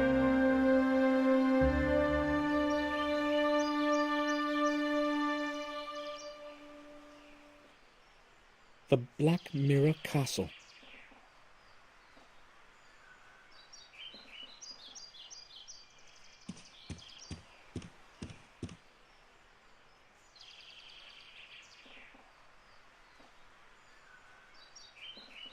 Do you need anything, sir? That picture behind us, Henry, when did William paint it? A long time ago, sir, when he still went out to the garden. Madam ordered me to leave it here, so I've been taking care of it. Sir William sure was talented. Don't you think, sir? Yes, he was. Have a look at this. I found it under the old tower. Why are you showing it to me, sir? Well, I showed it to Bates, and he suggested I speak with you. Do you know anything about it? Me? I don't see why I should. I've never seen anything like it before. He also said you had been trimming the shrubs in the area that afternoon. Yes, that's true, but I have nothing to do with this thing. Calm down. Just tell me what you know about it, that's all. All right, then. But you have to promise you won't tell Madam. I can't afford to lose my job. Of course. Go ahead. Well, I don't really know what it is, but I found a similar piece near that place. Do you have it with you? No, not really. You see, I had to pawn it. I was broke. Pawn? It doesn't seem to be of any special value. Well, maybe not the one you're holding in your hand, but there was a beautiful gem, a ruby, I'd say, in the one I found. Where did you pawn it? At old Murray's. Where else? It's good that you told me while there's still time. Give me your bill of exchange, and I will redeem the object. But I haven't got it. I don't know where I've put it. Henry, it's very important. Try to remember. I have no idea where it could be. But you won't forget about your promise, will you? It's going to stay just between us. Right, sir? We shall see. Why doesn't anyone maintain the rear garden? I don't know, sir. Probably because nobody ever goes there. And what about the fountain? There used to be fish in it once. I have no problem with the rear garden as such, but I want you to clean the fountain.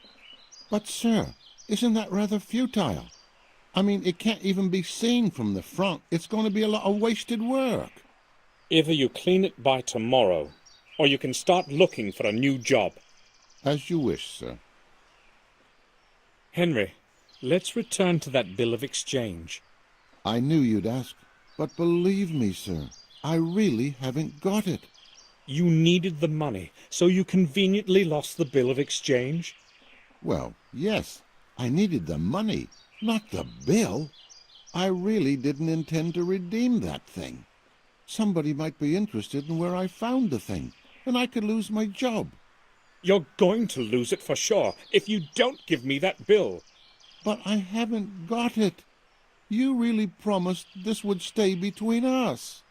Henry, you need to realize that this is very important. You had better get that bill for me. I'd give it to you right away, if I could, sir. All right. I don't believe a word of what he's saying. I will leave you to your work.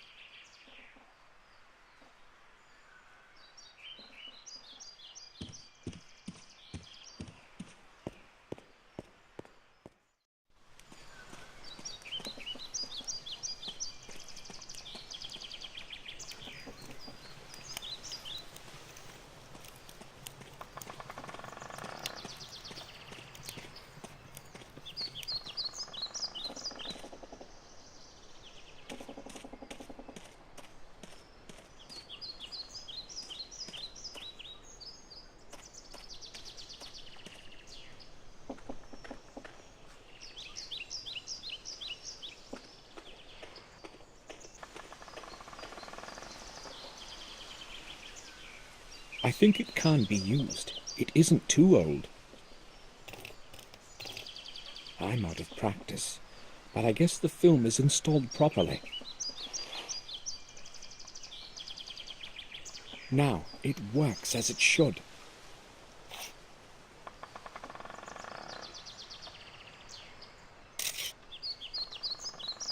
All I need to do now is have the film developed.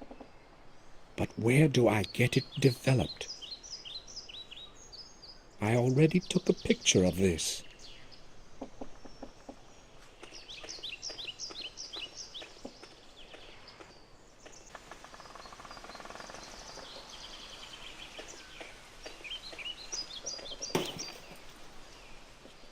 Yes, sir. Morris, what are you going to do when you're finished with the wood? I don't know yet, but there's always enough work around here. Have you got anything special for me? Victoria would like the old well boarded up.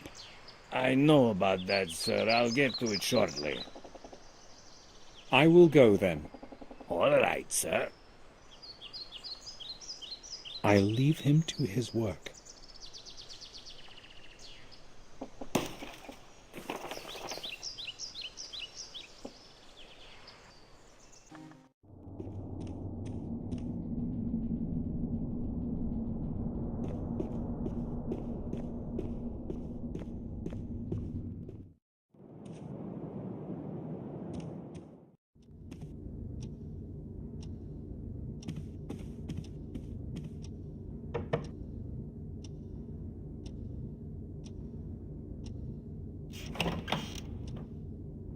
Do you need anything, Samuel? I would like to ask about something. Here's your key back, Robert. Oh, thanks. Have you found what you needed? Yes, I have. I showed the picture we talked about yesterday to Victoria. She said she knew the man, that he had lived for some time near the castle. Are you sure you don't know who he is? Let me see the picture again. I'm not quite certain, but he resembles one of my patients in the institution. It could possibly even be him. I do not see where this picture could have come from, though. Maybe we can find out. Who could have brought a picture of some madman to the castle? And why? Why doesn't Victoria like Morris? You mean why she can't stand him? Well, maybe because he's so common. Aristocratic prejudice, you know what I mean. I'm not into this nonsense about blue blood myself. Victoria, however, has her own opinions. Robert, do you know where I can get that film you gave me developed? I only know of Murray in Willowcreek. I go to him myself when I need some pictures developed. He has a dark room in his pawn shop. Do you know where it is? Yes, I remember that shop. Try him. I guess I should go there. I will go now. All right. Feel free to come back if you need anything, Samuel.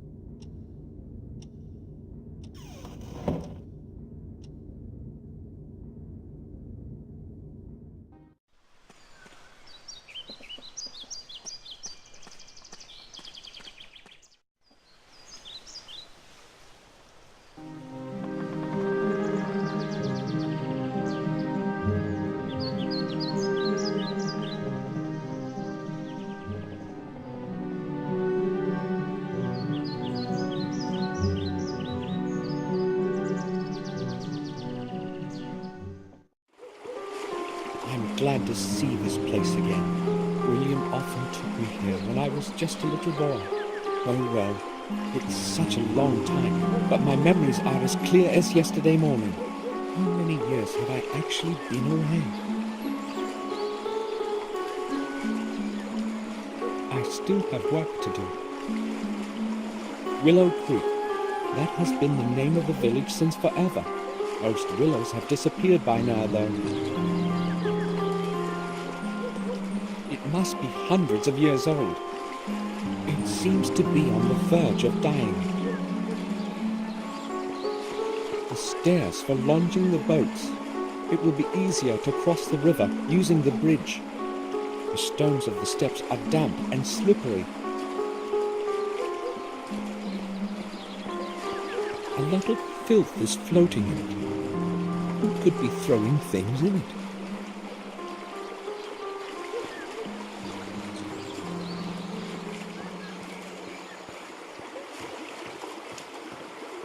He's watching the water surface carefully.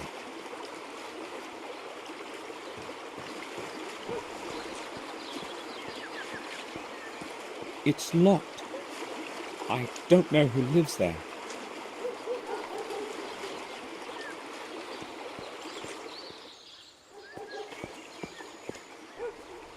How many times have I seen this sign?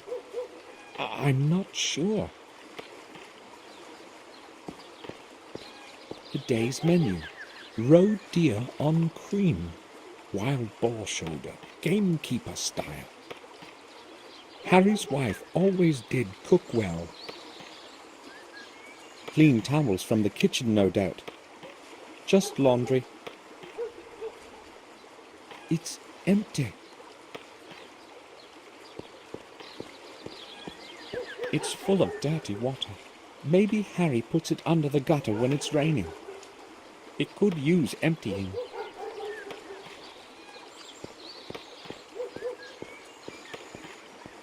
KDM Transport Services. It's probably used for carrying beer kegs. The lids are firmly shut. These are certainly still full of beer. The Black Bison, Harry's own production.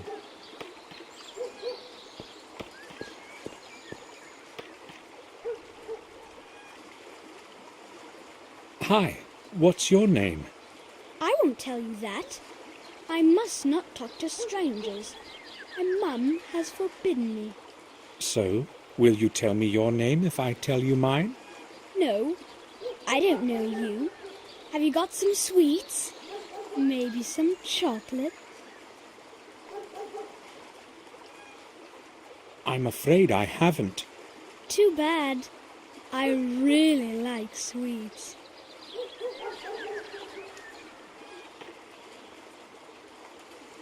I don't feel like speaking with you.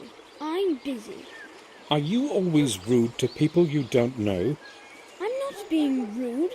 I'm just more interested in playing ball than talking to you. Right. I'll leave you to your ball then. He should be careful with that ball.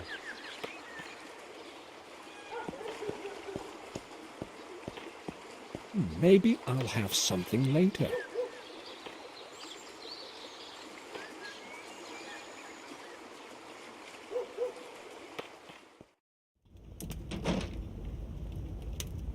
Harry is a cheerful fellow. He would put his hand in the fire for his wife's cooking. An advertising poster. Harry has been collecting old posters like these. Harry's pub is the only one far and wide. Good morning.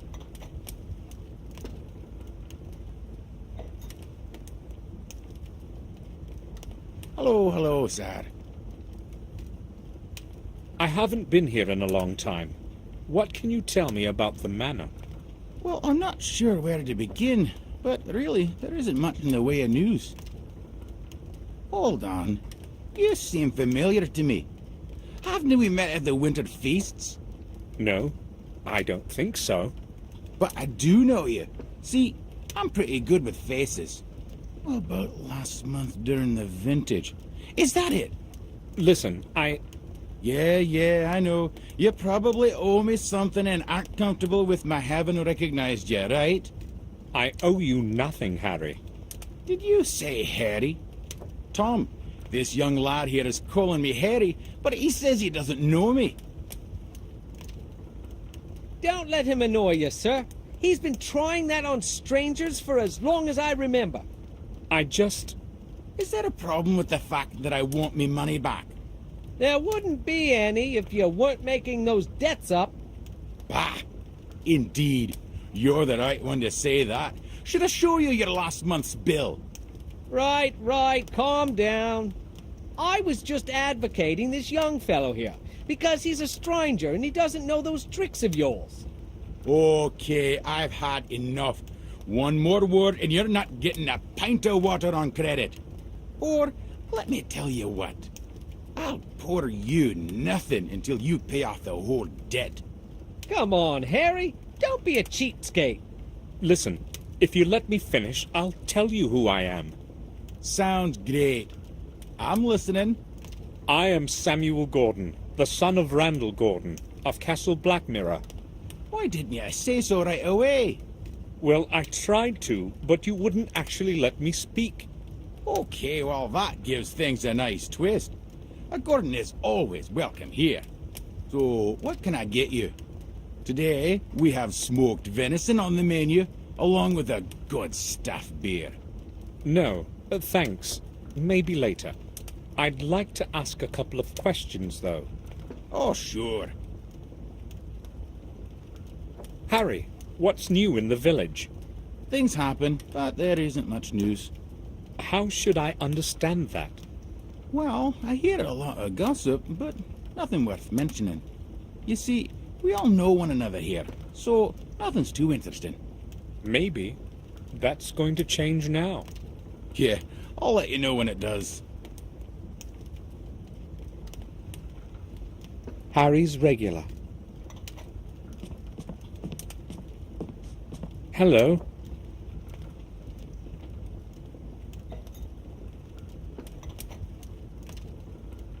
Hello. How long have you been sitting here? A few hours, I guess. Why do you want to know? That's my way of saying hello, I guess. Oh, okay. I've been here for 2 or 3 hours. I've got nothing to do today. Why don't you take a chair? No, thank you. Maybe some other time. I saw a fisherman on the shore on my way here. Do you know him? Oh, Jim? Of course I know him. He's my uncle from my mother's side. Is he always sitting there, fishing? He appears to have been sitting there the whole day. Yeah, he's the most patient person I've ever known. He spends hours on that pier just sitting. I wouldn't last a single hour, you know. Tell me, is anything interesting going on in the village? Here? No. In fact, I don't remember anything interesting ever happening around here. In Willowcreek, nothing ever changes.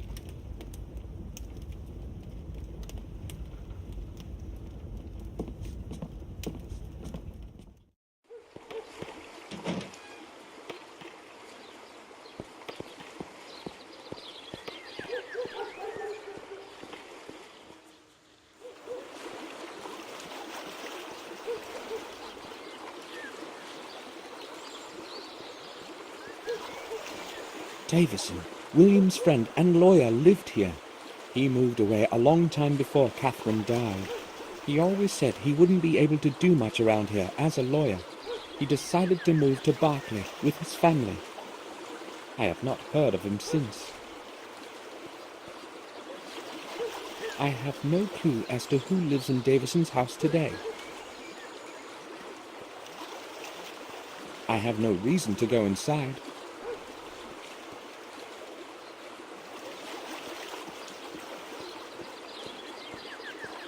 Private house. No one is answering.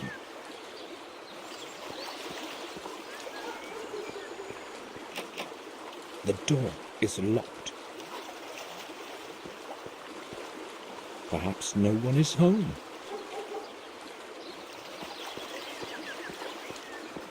Murray buys and sells anything that brings him profit. Various objects, porcelain statues, gold watches, breast pins. Mostly trinkets. There's nothing interesting there.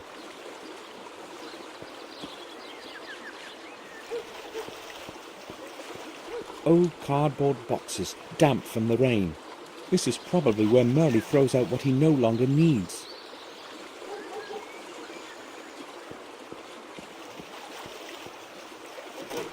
The door is locked. There is a sign that reads, "I'll be right back, Murray." But who knows if it hasn't been hanging here for a week already. I won't leave just yet. It has several small holes in its side. It's not likely used by anyone anymore.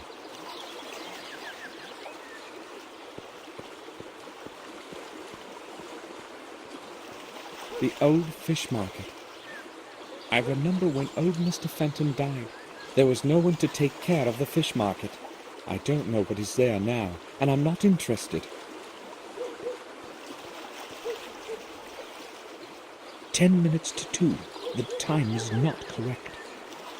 It probably doesn't work at all. It's broken.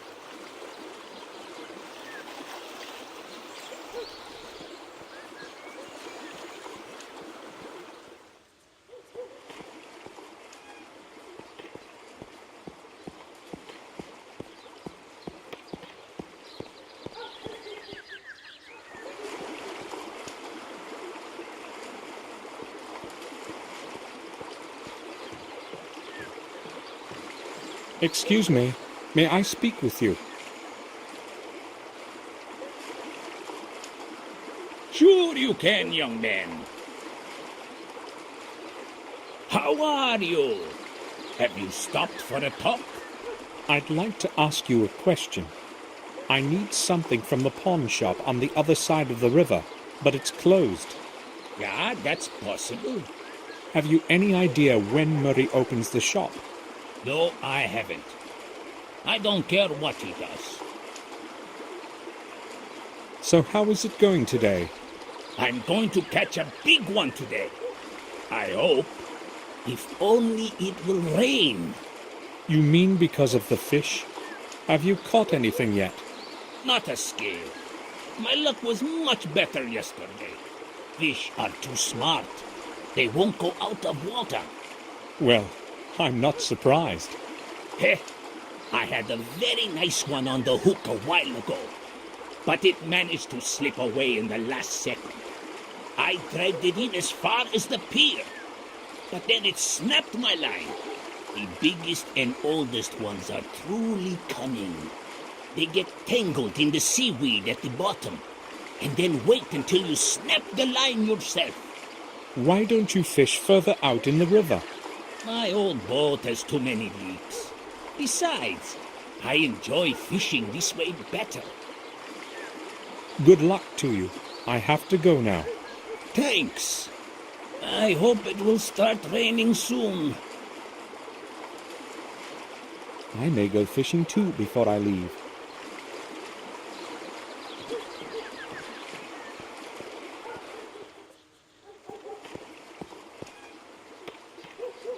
Chocolate sweets with almond in the middle.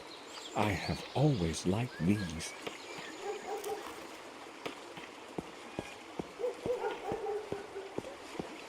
Would you like some sweets? Sure, that would be great. Are they chocolate? I don't really know. My name is Samuel Gordon. Will you tell me your name too? Well, why not then? I'm Vic. Do you know of anything interesting going on around here? I haven't been in this place in a very long time. Probably not. Nothing much happens here. This village is terribly boring, you know. I see. Can I go play again? Of course. Watch out for the windows. Yeah, don't worry. Vic, have you seen Murray today? His shop is closed. Why should I care about his shop? Why? Is there a problem? Well, that old man doesn't like me hanging around that shop of his. Or rather around those glass cases. I've got no idea what his problem is. I may have one. Oh, I do remember seeing him leave this morning. Do you have an idea when he will be returning? Judging by how he sharpened himself up, he must have gone into town. So he's probably not going to return before tomorrow. Vic, have you ever seen the man in this picture? Let me see. No, I guess I haven't. I would have surely remembered that one. He looks pretty stupid. Why are you looking for him, Samuel? Are you related? You had better watch your mouth. Come on, that was just a joke.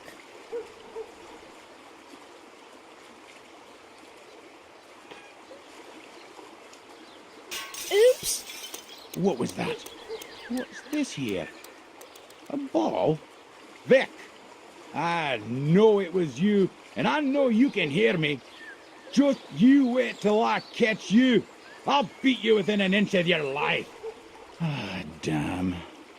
Now I'll have to clean up all this mess.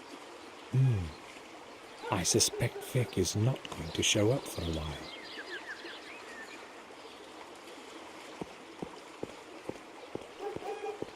I'm not hungry yet.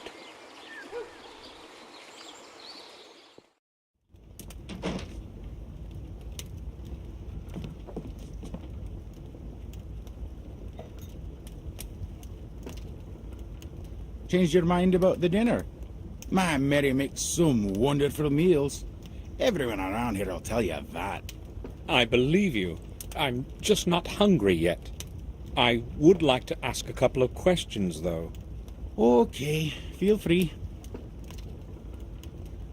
I came upon a closed pawn shop. Is it ever open? Sure. Old Murray would never close the shop without a reason. He probably had to leave. Some business of his own, no doubt. You don't speak well of him. Not many do. Everyone knows he's an old sly boots. The only thing he cares about is cheating people in that old junk shop. But what would you expect from an old cheapskate? Harry, until what time are you open? Well, that depends, but usually late into the night. You see, I don't sleep much, and when I'm not doing something, I'm usually pretty bored. But not many folks show up so late, do they? I usually play cards with Tom here, or I play chess with myself. Oh, you play chess? I'd say I've learnt to play well during all those long nights. Let's play together sometime then. Sure. I remember William bringing me here. Yup, so do I. He was a serious poker player, you know. Incredibly lucky with the cards. He would totally clear us out, but then he would return everything. Yeah, he was a nice bloke. That's a real shame he stopped coming here. Why? Who knows? We were all on good terms. But the last 6 months, he didn't show up once. Well, it's a bit of a distance, and at his age. Nah, I wouldn't say that was the reason. William was always a tough old gent. I'll tell you something, though. They say he wouldn't even come out of the castle, and instead locked himself away in the old tower to study some old volumes and stuff. Where did you hear that? Well, I told you, I hear things from time to time. What else have you heard? Nothing. But maybe Mark knows something. He used to help out in the manor garden. Where can I find him? He would normally be here by now, so he's probably not going to turn up today. Never mind. I'll ask him some other time. As if William was hiding something. I have to know more about the last months of his life.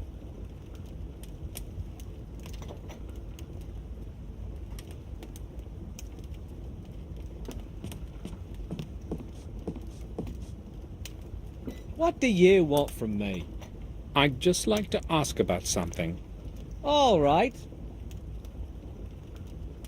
How long have you owed Harry money? That's my business, not yours. Or do you want to pay up for me? Should I? Well, I overheard your conversation about old Sir William. Do you know anything that might be interesting to me? Maybe I do, maybe I don't. My memory is fogging up. It's probably the thirst, you know. Oh, I see.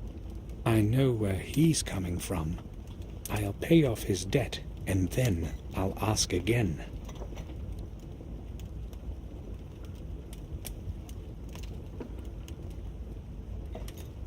If you want something from me, you know what it takes. Of course.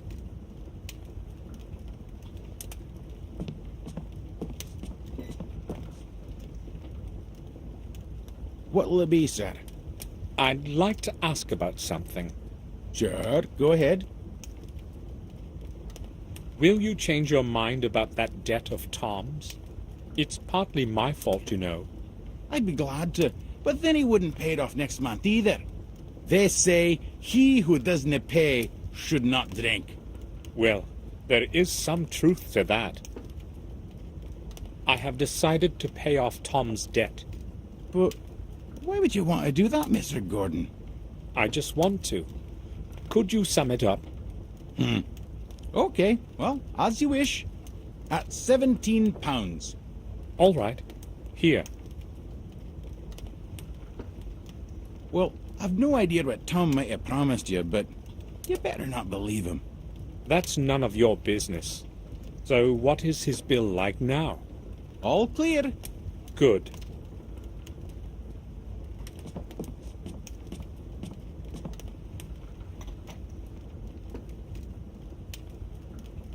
Oh, it's you again?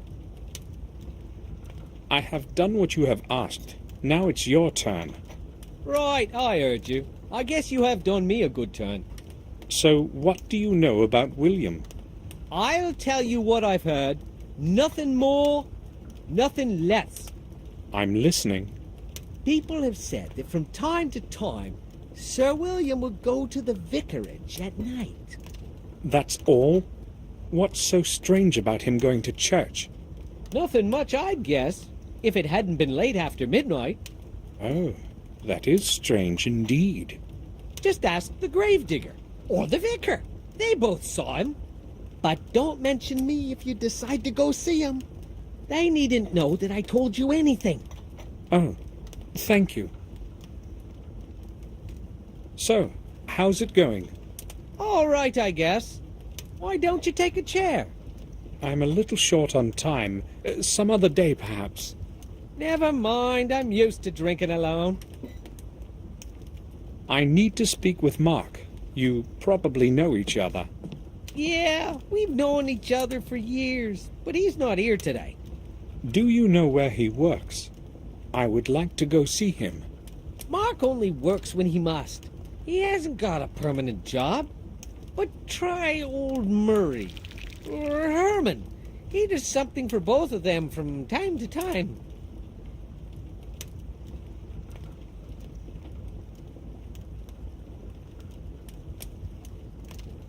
Hello, sir. Will you sit down? No, I really can't. Maybe some other time. Never mind. I'm used to drinking alone. Later then. See you.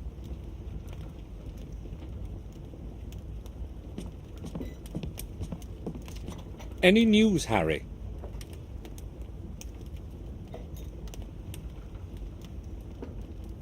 Nothing special. I'll be back. Whenever, Mr. Gordon.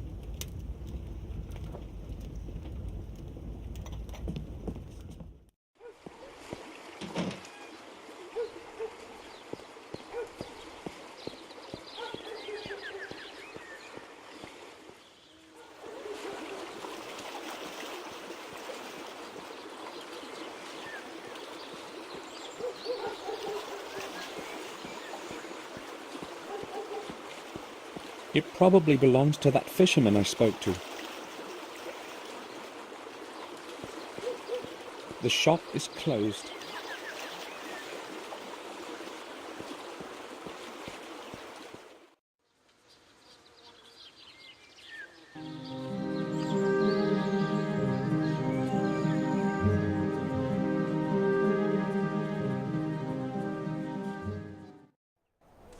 the Warmhill Parish.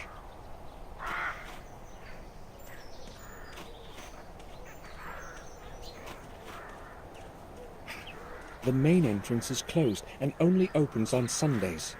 I've got to use the side entrance.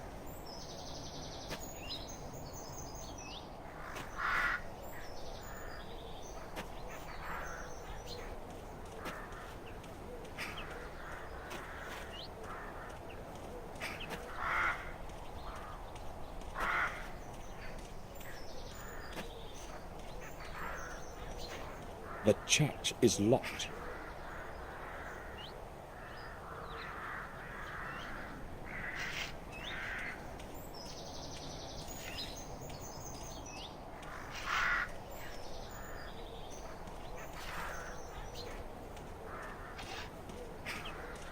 Good afternoon. Have you time for a little talk?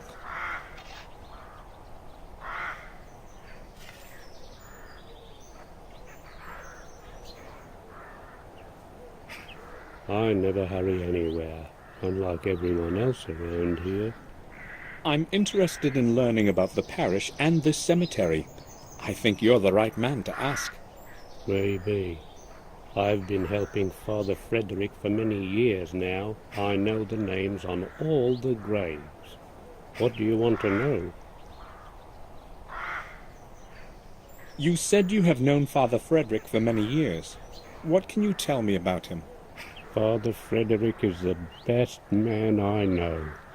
He took me in when I was orphaned and raised me as his son. For that I will be grateful to him for the rest of my life, and I will be around to help him as long as I am able to. But if you want to talk to him, you will have to wait until he returns from the neighboring manor. I see. Thanks. Tell me, how old is this parish? No one knows how old exactly, but this cemetery and church are much older than anything in the neighborhood. A long time ago, they used to bury heretics here. They say there's a system of corridors under the cemetery where the souls of the innocent wander looking for a way out. You know, I've seen quite a lot all these years here, but... For instance? Well, it was a long time ago, but some years back I heard something like the voice of a child in the distance. It was moaning and singing verses. At first I thought it was just an illusion, but then I could no longer contain my curiosity and went outside to have a look.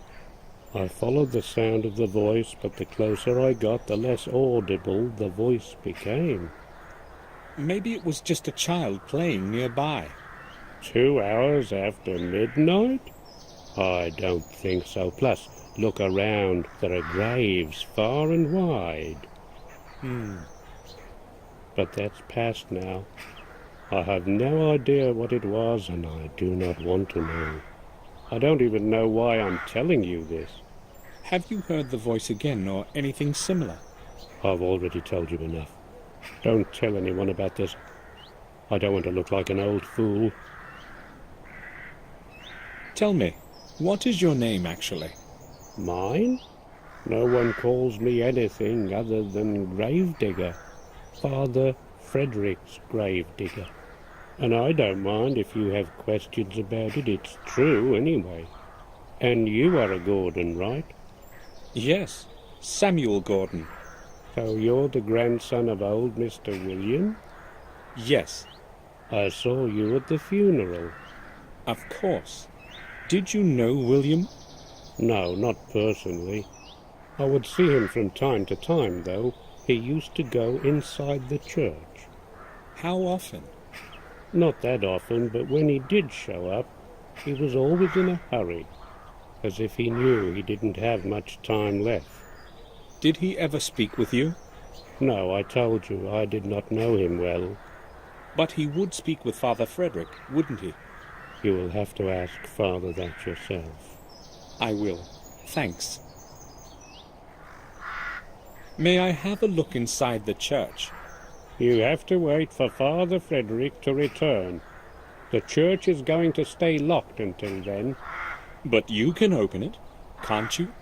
It doesn't matter. It's going to stay locked, as Father Frederick ordered. I've heard that you sometimes saw William come to the vicarage late at night. Is that true? Who told you that? That's not important. So is it true? I don't care to talk about it. I don't want to look for problems. Whatever you tell me will stay just between us. It's not like I think I can trust you, but since you're a Gordon, I'll tell you what I've seen. Everyone who knew old Sir William thought he was a bit of a madman. Please don't get offended. And later, when he refused to see anyone, the gossip began floating about. I'm telling you this so that you know I'm not making up what I'm going to tell you next.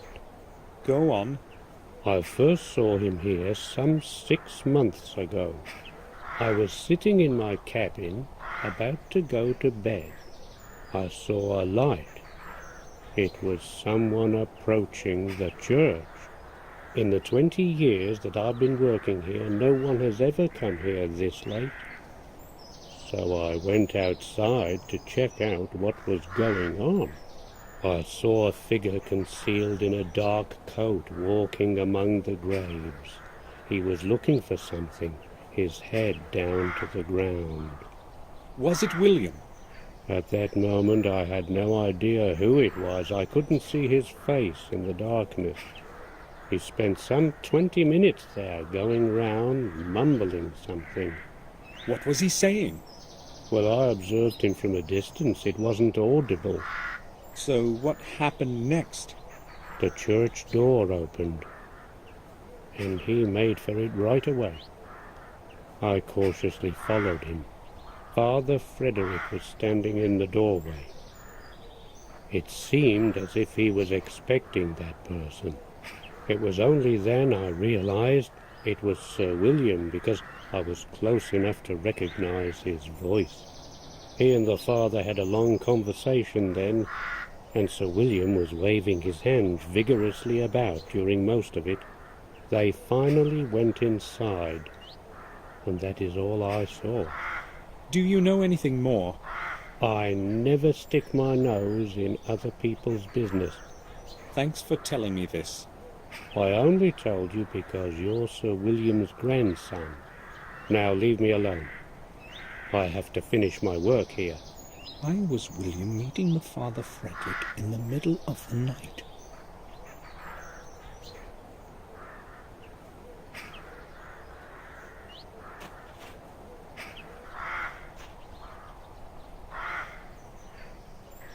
I don't want to talk to anyone, so goodbye. Have you got a moment?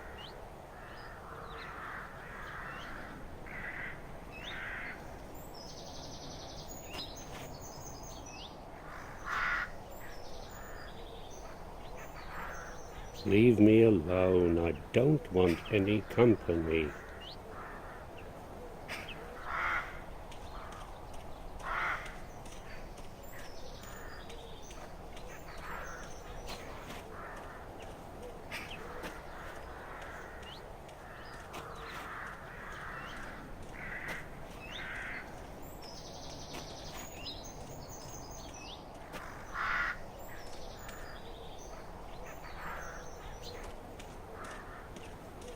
Its branches are stretching over the graves.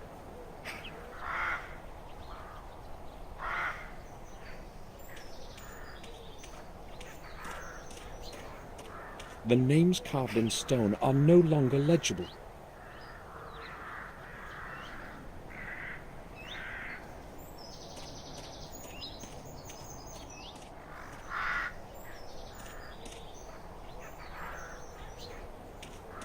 One of the crypts of our family. I don't even know who's buried in it. The tomb of Jeremy Gordon.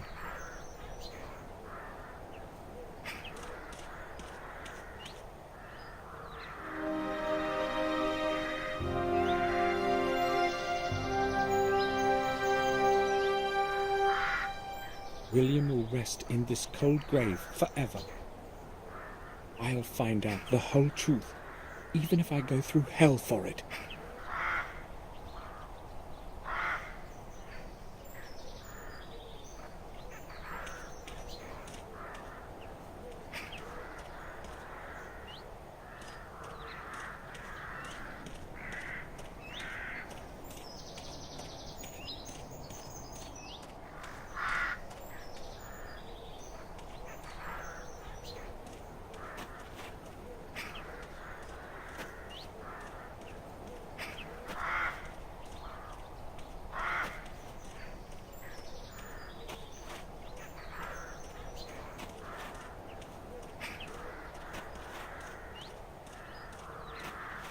Father Frederick's gravedigger.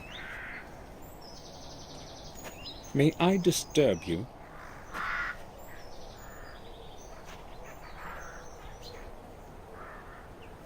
Not for long. I've got a lot of work to do. Has Father Frederick returned yet? No, he hasn't.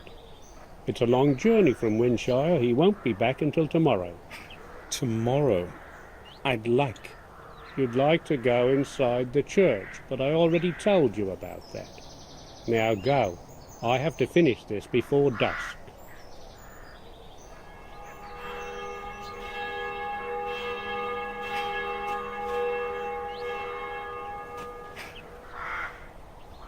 It's 7 o'clock. I should return to the main gate. If Herman is true to his word, his man will be waiting there for me. You must be Dr. Herman's man, is that right? I'm not Herman's man. I just work for him from time to time. You're Samuel Gordon, aren't you? I've got something to deliver. Yes, please give it to me. Yeah, why not? I don't care who you are anyway. I was supposed to give this package to whoever came to this gate at 7. That's when my job is over. Take it so I can go. Hold on a minute. Are you Mark? Yeah, that's me. Why? Harry said you had worked in our garden. A couple of times. So what? I'd like to ask you about William Gordon. What can you tell me about him? Nothing. I barely knew him. I just worked in the garden. I'm in a hurry. Do you want anything else? No, thanks. Good.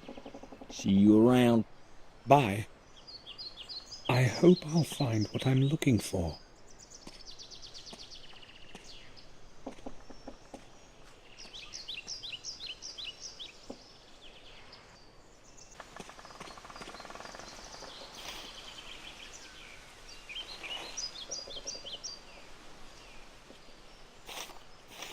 There's only a watch and a few trinkets in it.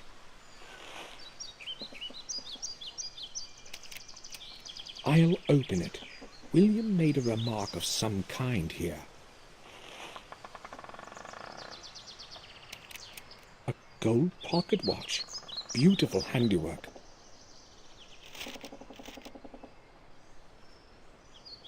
To my forgetful head, the path to the key begins in the library, on my work table, hidden away under the blue curtain of unwritten words.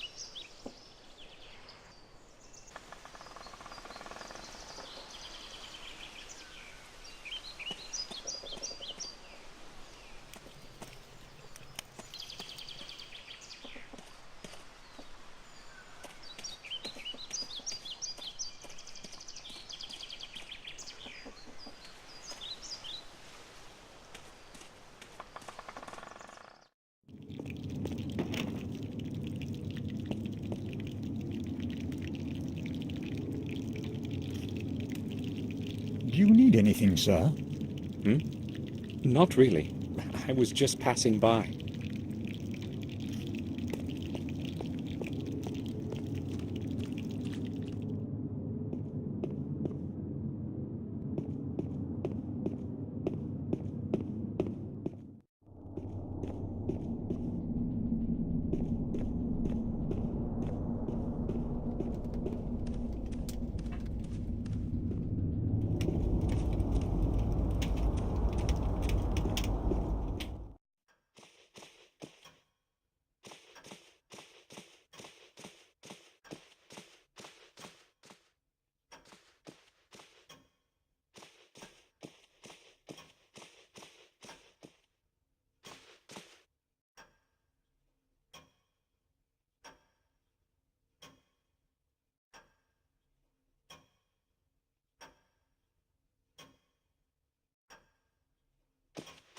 There's a button under the inkwell.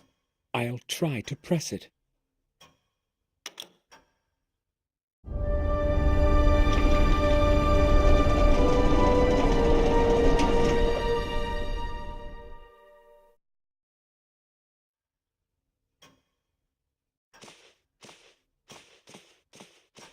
There's a box of some sort. I'll take it.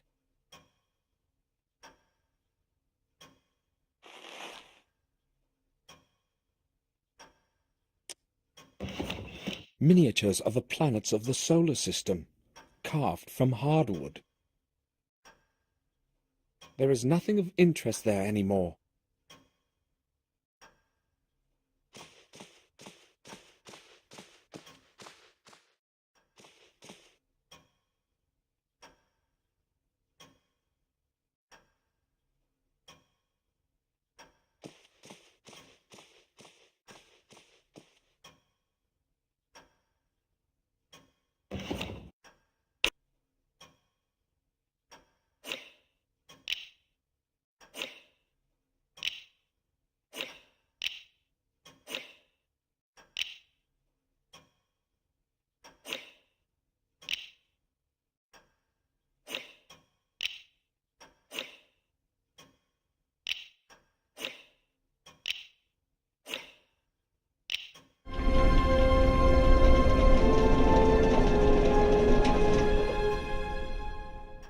That's it!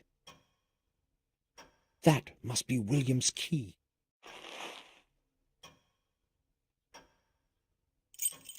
The key to William's study in the old tower.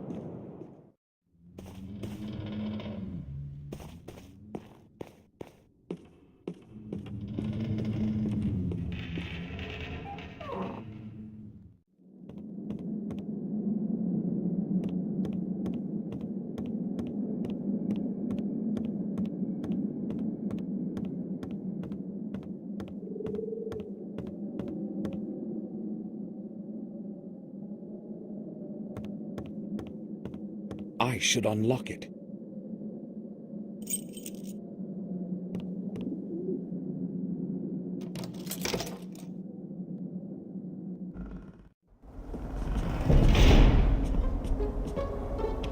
The door can't be opened. I left William's key on the other side of the door. The lock must have gotten stuck.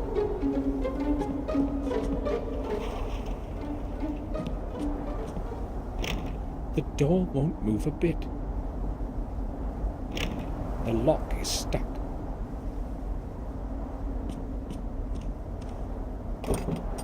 The lid is locked.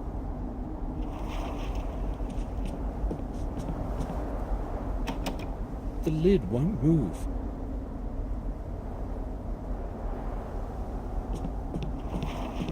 The black rook is missing.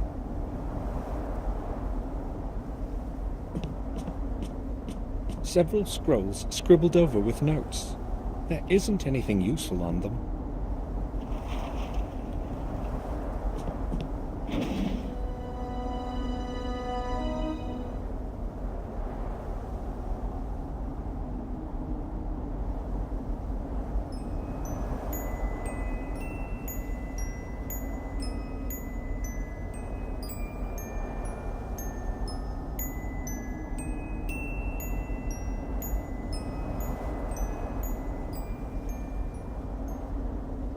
As though I've heard that melody somewhere before.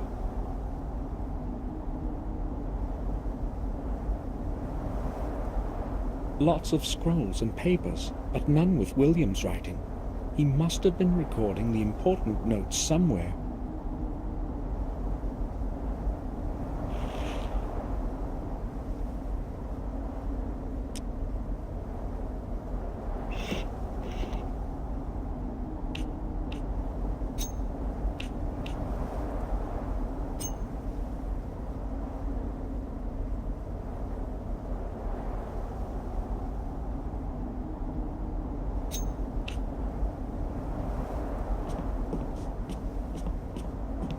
I'll try to push the latch open. Success! I need to explore William's study thoroughly.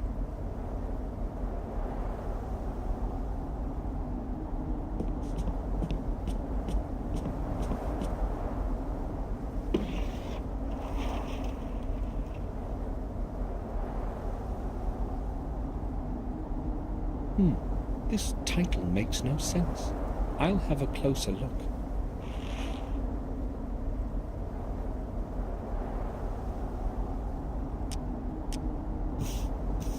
There's a small key inside the book.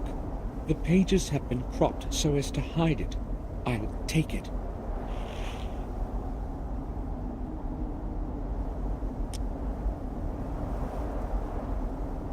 A little key.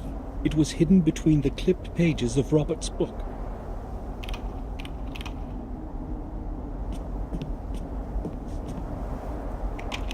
Nothing. It doesn't fit.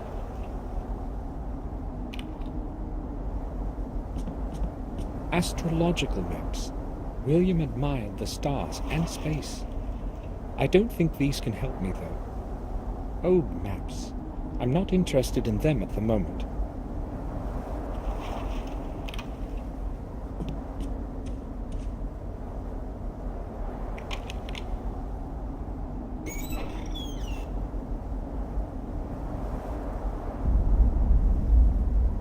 Old maps, a globe, and a sextant.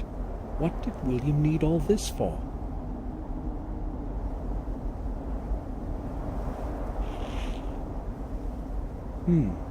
It's cold to the touch. It's strange to the touch.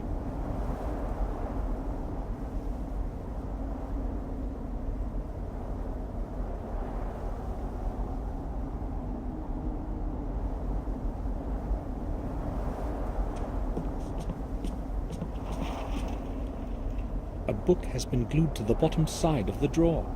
The Diary of William Gordon. William's diary. Excellent! Hopefully I'll finally learn what happened that night. March 21st. I'm old. I know my time is drawing in, and that is why I want to put some sense into my life before I leave this world. I have contributed my last years to looking for the truth about my family and the blood that runs in my veins. Maybe it is also because of the guilt that I bear in my heart for the fate of my dear James. The fate that I didn't have the courage to change. After all the years spent with the old journals, I know at last what the goal of my search is. I must not lose time.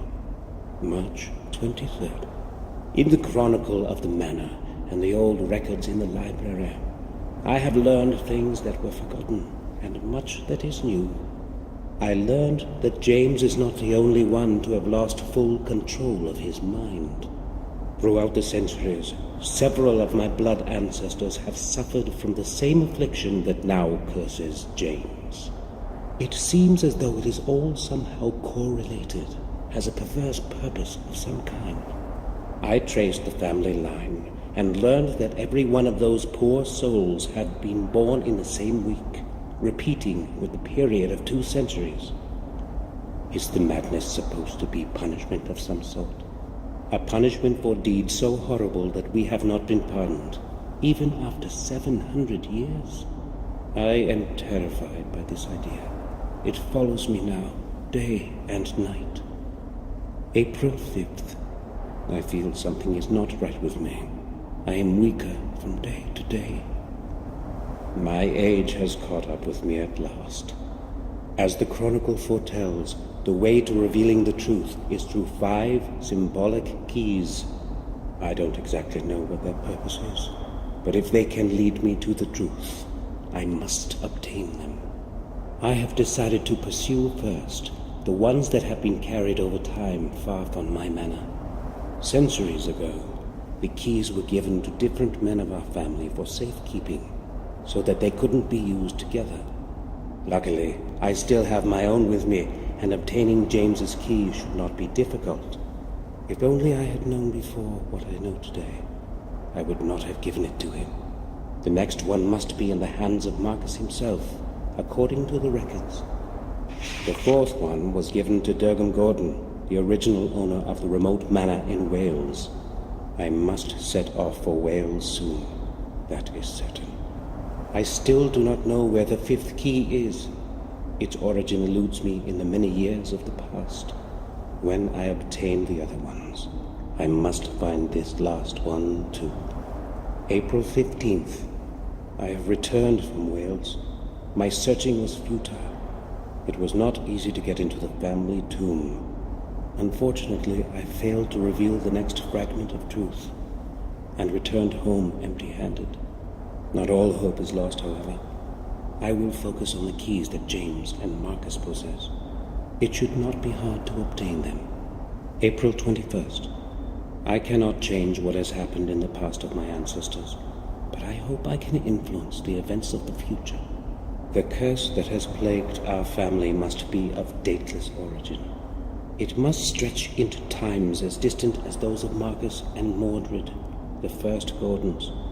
I have decided to start looking for answers at the place where the body of Marcus rests.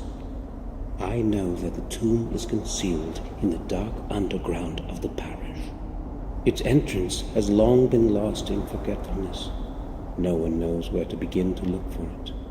I will set off for the vicarage tonight, April 26th. Whatever it is that is buried underneath Warmhill, it is not easily within reach. It took me several days before I discovered an extraordinary pedestal with numerous tiny and meticulously shaped stones in the belfry. The whole pedestal is a complex mechanical lock. Surely it will open the way to the church's underground for me. I tried to change the positions of the opposite stones, but it was beyond my will to fully concentrate. I was too tired to attempt to set up the mechanism properly. Before I left for home, I made a drawing of the whole mechanism and returned the stones to their original configuration. Tomorrow I will go to Warmhill as early as possible. April 27th. Luck was on my side today. I opened the way leading to the tomb of Marcus. Surely, I'm the first one in centuries to have succeeded in doing so. How great was my surprise when I descended into the tomb. There was not a trace of Marcus's grave. Nothing. His body must be hidden somewhere. I hope that the answer lies in the 4 books surrounding the center of the tomb. Shall wisdom be your way? Writes an old text carved in stone. Even after his death, wisdom protects Marcus as it has in his life. I am almost positive that the first answer is map. Despite the darkness, I tried to write down the text from the books, but it was easier to memorize it. I also found it extraordinary, in all probability, a ceremonial object in the shape of a perfect sphere. When I touched it, it was as though whole long centuries breathed on me. An odd feeling. May 7th. I am afraid of this night. I have not slept for 2 days now, and I hear voices. Yes, human voices. There are dozens of them. Their whispering is melting my ears into a sea of horrifying noise. What's happening with me? Am I mad too? No, I repudiate that, now that I am so close to the truth.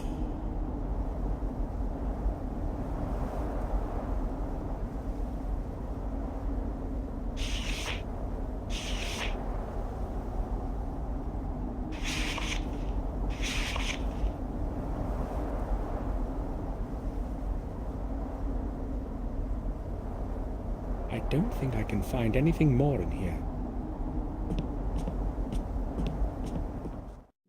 I'm feeling so strange. My head.